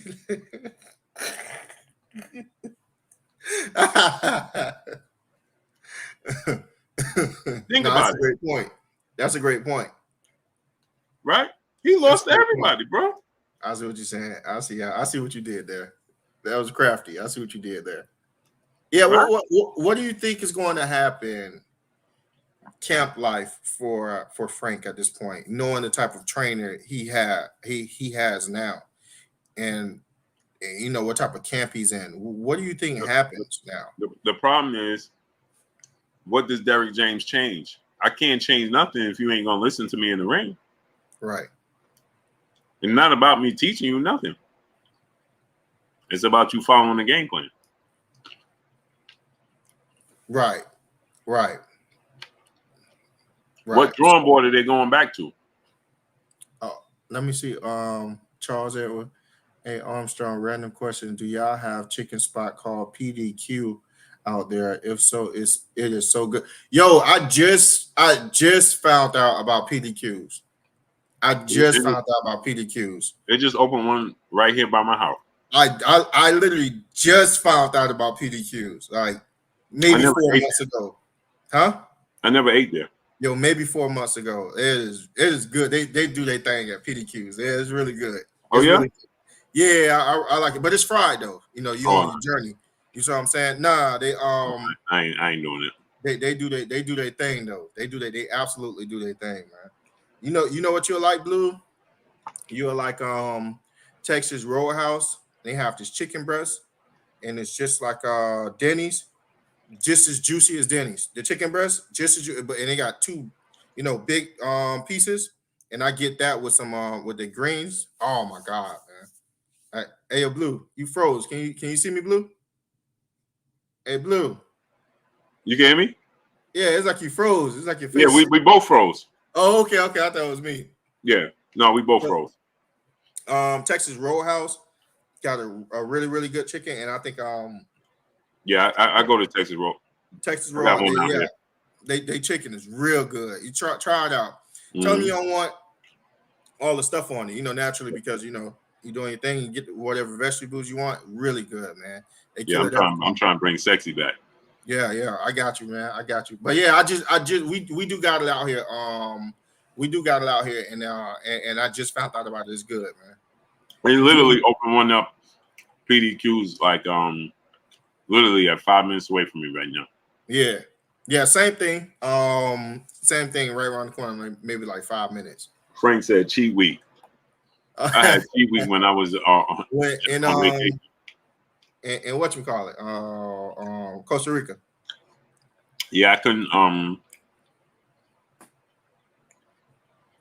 I just couldn't follow a diet, bro. It's just not in my discretion. You know what I mean? But they have no chicken and fish over there. Like, why can't you? I did. I ate like it just wasn't consistent for me. That's what it was. My uncle lived in Costa Rica. Fun fact: my uncle actually lived in Costa Rica for like 5 years. He used to come back.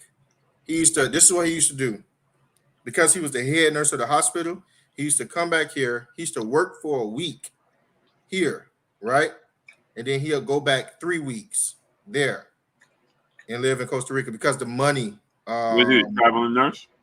No, he was a head nurse at the hospital. That was just a schedule.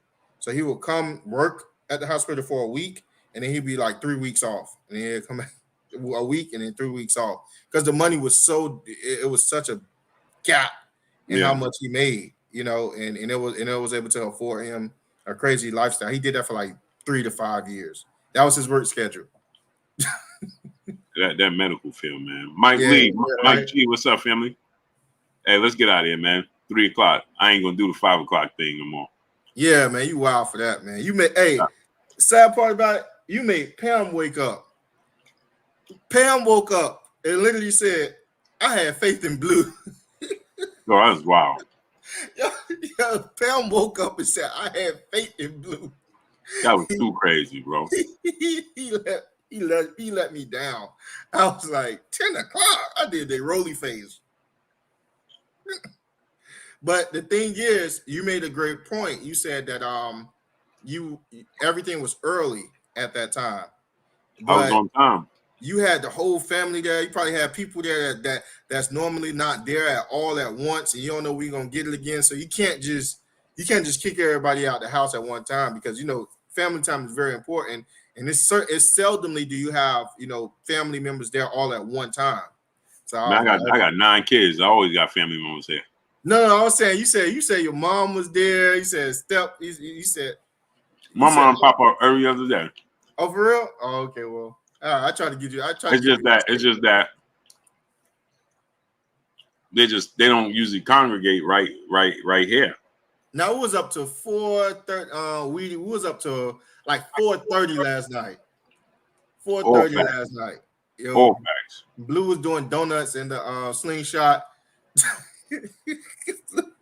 That was crazy, bro.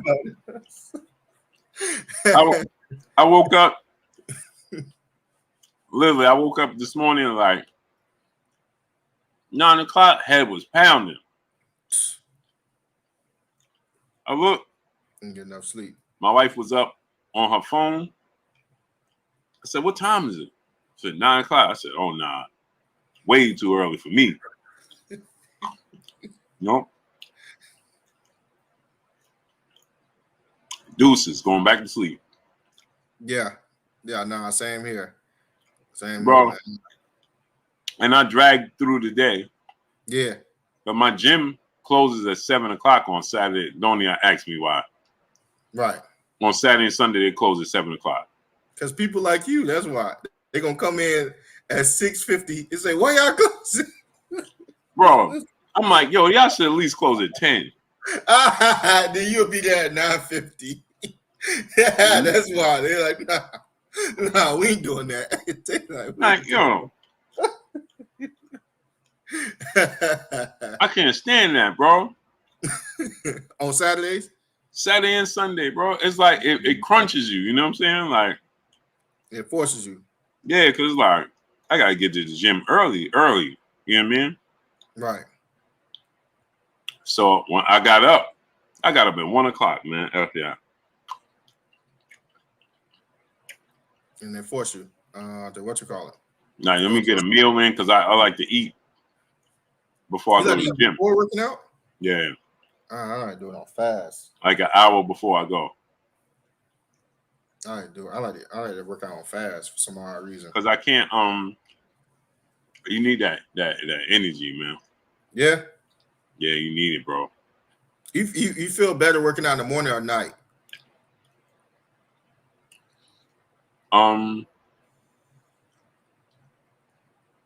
That's a good question. I think I feel the same both. Really? I like to finish early in the daytime because it's like job done. Right. You know what I'm saying? Like I put the money in the bank, got the whole rest of the day.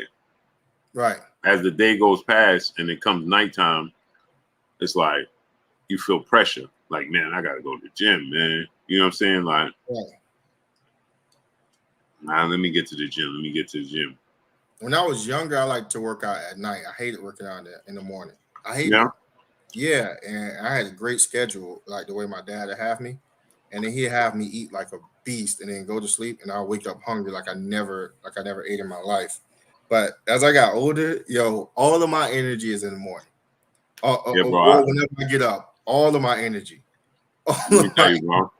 Yeah. I eat. It depends what you eat. So I eat before the gym. I eat protein, waffles, eggs, Right. tuna fish. It digests fast. Right. Protein shake. Give it like an hour and a half. That digests fast. You know, you're hungry again now. Just imagine when you're not going to the gym, you eat that, you'll be hungry in 2 hours. You know what I mean? I'm jealous of you with this because you said you're a creature of habit, right? Mm-hmm. I got a cousin that's like that, right? I got a cousin that he arguably lost about 100 pounds in a year, something like that, something crazy, all right? But his one superpower is I guess it's a superpower and it's a weakness. He's a creature of habit, like through and through. Mm-hmm. See what I'm saying? He ate the same meal every day for a year. The same amount. It's impossible for him not to lose weight. Yeah. Because he's a creature of habit. The right? same here. Like I hate to say, you see what he could do the you same. see what the brother said. Oatmeal and eggs every morning. Yo, I've learned to switch it up. So as I got more educated in it, so now I eat oatmeal, egg whites. You know what I mean? I know how to spice it up. I throw red peppers, green peppers. Right. It make it interesting. And I eat protein waffles, protein pancakes, right, sugar-free syrup. You know what I'm saying? Some days I throw a little bit of peanut butter on there, on the waffles, on the pancakes. You know what I mean? Next day I might eat oatmeal. So it makes me feel like I'm doing something. I really ain't. The routine is really staying the same. No, he didn't plateau. He was fasting. He was doing that intermittent fasting. He was fasting almost like some crazy number, either like 18 or 20-hour fast. Then he'll break the fast and eat his macros within a window, and then he will go back to fasting. The only thing he'll do is drink water. No, it's absolutely crazy. And with people that are creatures of habits, that's their superpower. Mm-hmm. They get set into a rhythm. They can keep that rhythm. Me, man. And my wife and my kids and my mother, they'll be like, again? Yo, I'm telling you. Yeah. My partner did. And it tastes great too. Like I never had it. And too much. Yo, that's him. It's something. It's like that's him. But here's the setback in that. The setback in that is you become predictable. Yeah. Let me tell you. It's so bad with me, I crave it. Like I'll be like, really? I can't wait to wake up in the morning and eat my oatmeal.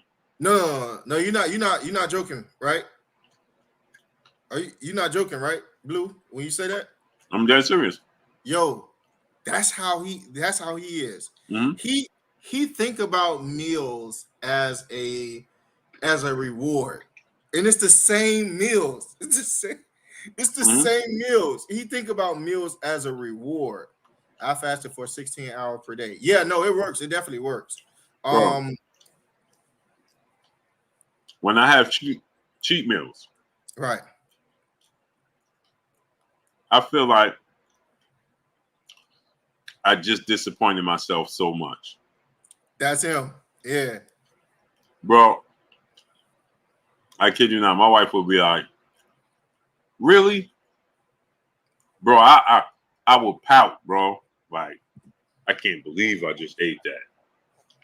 Like, honestly, I kid y'all not. I literally almost be in tears, bro. Like, yo, I can't believe I just ate that, bro. I can't believe it. So, Hey. literally, yo, I ain't, bro. I would be in tears, bro. Literally, like. So, yeah, this is the truth. To combat that, That's wild. Right? My cheat meals, I make them healthy as possible. So, because mentally I can't get over that hurdle, I just can't do it, bro. I haven't eaten a bag of potato chips in 6 months. Oh, yo, somebody was I think my brother was up here. I forgot his name. I don't know. He probably was up here. He kept saying, like, every time I turn my camera off, you know what I'm saying? Because sometimes I'm going to the bathroom. You know, if you're on for 3 hours, and you consistently drinking water, you don't have to go to the bathroom. He said, yo, A-side getting Pringles. Yo, fun fact, I hate Pringles. Hey, I hate Pringles. I love Pringles, bro. I hate Pringles are single-handedly the most disgusting snack, and is lazy. Bro, I love Pringles, bro. It's disgusting. I love Pringles. It's baked mashed potatoes with seasoning on it. I hate it. I just don't like Pringles. I love Pringles, bro. Love it. Absolutely. I think every baby needs to lick Pringles and then put them right back in the Pringle can. Hey, the Pringles not fried? Pringles. I know they baked. They baked? Yeah, I think they baked. Oh, okay. They trash. I hate Pringles. Pringles suck. They trash. I want every baby to lick the Pringle and put it right back in the can for people who love Pringles. Yo, bro, I'm telling you, bro. So, like, I'll call myself having a cheat meal. This is a cheat meal for me. I'll get, it's going to sound wild, people. I will get 99% ground turkey. Yeah, right, okay. 99% fat, lean ground turkey. Make it turkey burgers with some fat-free cheese, some onions, pickles, peppers on a low-carb bun. Right. That's my cheat meal. Now, you know what's so funny? I do it that way, but without the low-fat cheese, I do it with the 97.3 ground turkey? beef. Yeah. No. You eat ground beef? Yeah, I ain't doing ground beef, bro. I eat 97.3 ground beef whenever I'm cheating. And then I do the keto bread. I got keto bread and that actually tastes good. The keto bread, and I put regular cheese on it. And that's it. Yeah, Charles air with cheese. If you like, I'm telling you this right now. If you like Pringles, they suck. And your taste buds sucks too. I love Pringles, bro. You know what? I like the Lay's stacks too. You like which one? The Lay's stacks. They look like the Pringles. What's that? The stacks. They look like they come in a bottle like Pringles, but they Lay's stacks. I like Lay's chips. Lay's is awesome. I think Pringles are imitation chips and they suck and they need to be burned. I love Pringles, bro. but chips are way better than any Pringles that can ever come into existence. The only imitation product that ever tastes good are Oreos. That's the only imitation product that Oreos are vegan. Yeah, Oreos. They did say Oreos are vegan. Oreos are the only imitation snack that tastes good. And then, fun fact: a lot of people don't know Oreos are actually an imitation. They're a copy of an original cookie, and it had like a weird name, like almost like hydroxycut or something like that. Yeah. The two brothers made that, but they made them. They stole the idea right from the two brothers, and then they went to Milton Hershey and had them make a cookie with Milton Hershey products that tastes better than the original. And then they end up calling it Oreo. And then the Oreo end up usurping the popularity of the previous cookie. And then those two brothers had ended up coming out with a snack known as Cheez-Its to this day. So they hit lightning about 2 or 3 times. They were really good at what they do. Really good. Yeah. But Oreo was the stove. Bro Kuza, brother in the super chat, dropping that Cinco on us in the super chat. Texas Roadhouse burgers and margaritas are good, are amazing. Yeah, Famous Amon was a sad story. That Famous, they said that the cookies that we're actually eating from Famous Amon is not the original taste that we're getting. They took his original idea because he did not have the money to pretty much grow it in a mass way, and he did not know the business behind it.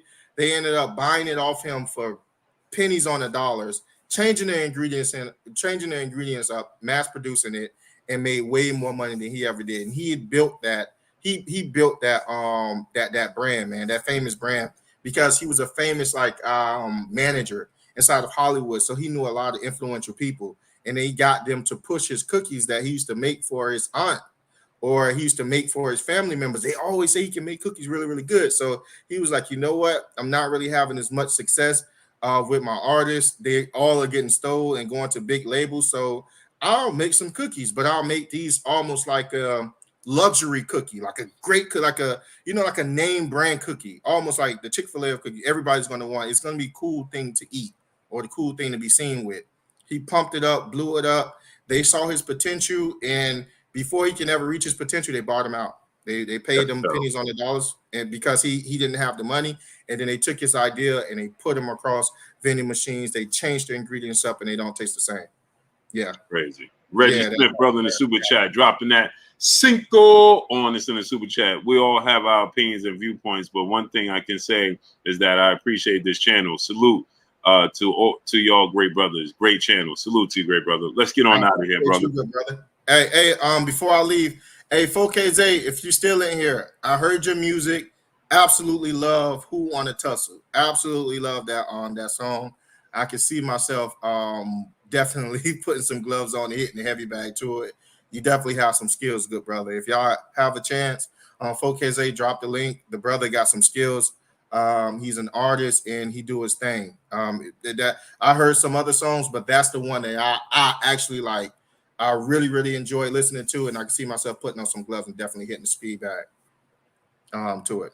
Yeah, I need that slingshot music, 4K. Need that slingshot music, bro. Yeah, he was trying to get some funding for it, but it's a sad story, good brother. He was on Shark Tank. It's a sad story with Famous Amos, man. Sad story. Mm-hmm. But yeah, let's get out of here, bro. All the people who are in late, I know that you probably heard the content. It's fine. It's cool. Sometimes I come in chat and I forget to smash the like button. But if you have the time, please go ahead and take a moment and smash the like button on your way out.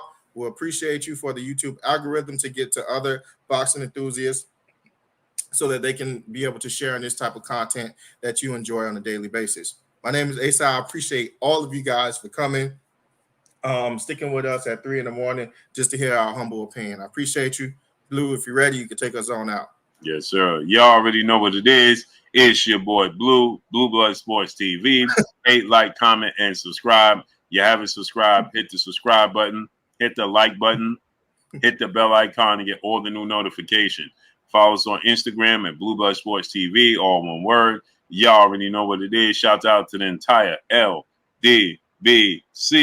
Shout out to Black Media Row. Make sure you like your shitty videos. That's all we got for y'all. Peace. 4KJ, drop the link in the chat. Yeah, 4K. I'm going to pump that in the slingshot, bro. Salute to y'all, man. Maurice Holder, salute. Here you go, Cali football, though. No, we ain't going to do that. Peace, brothers.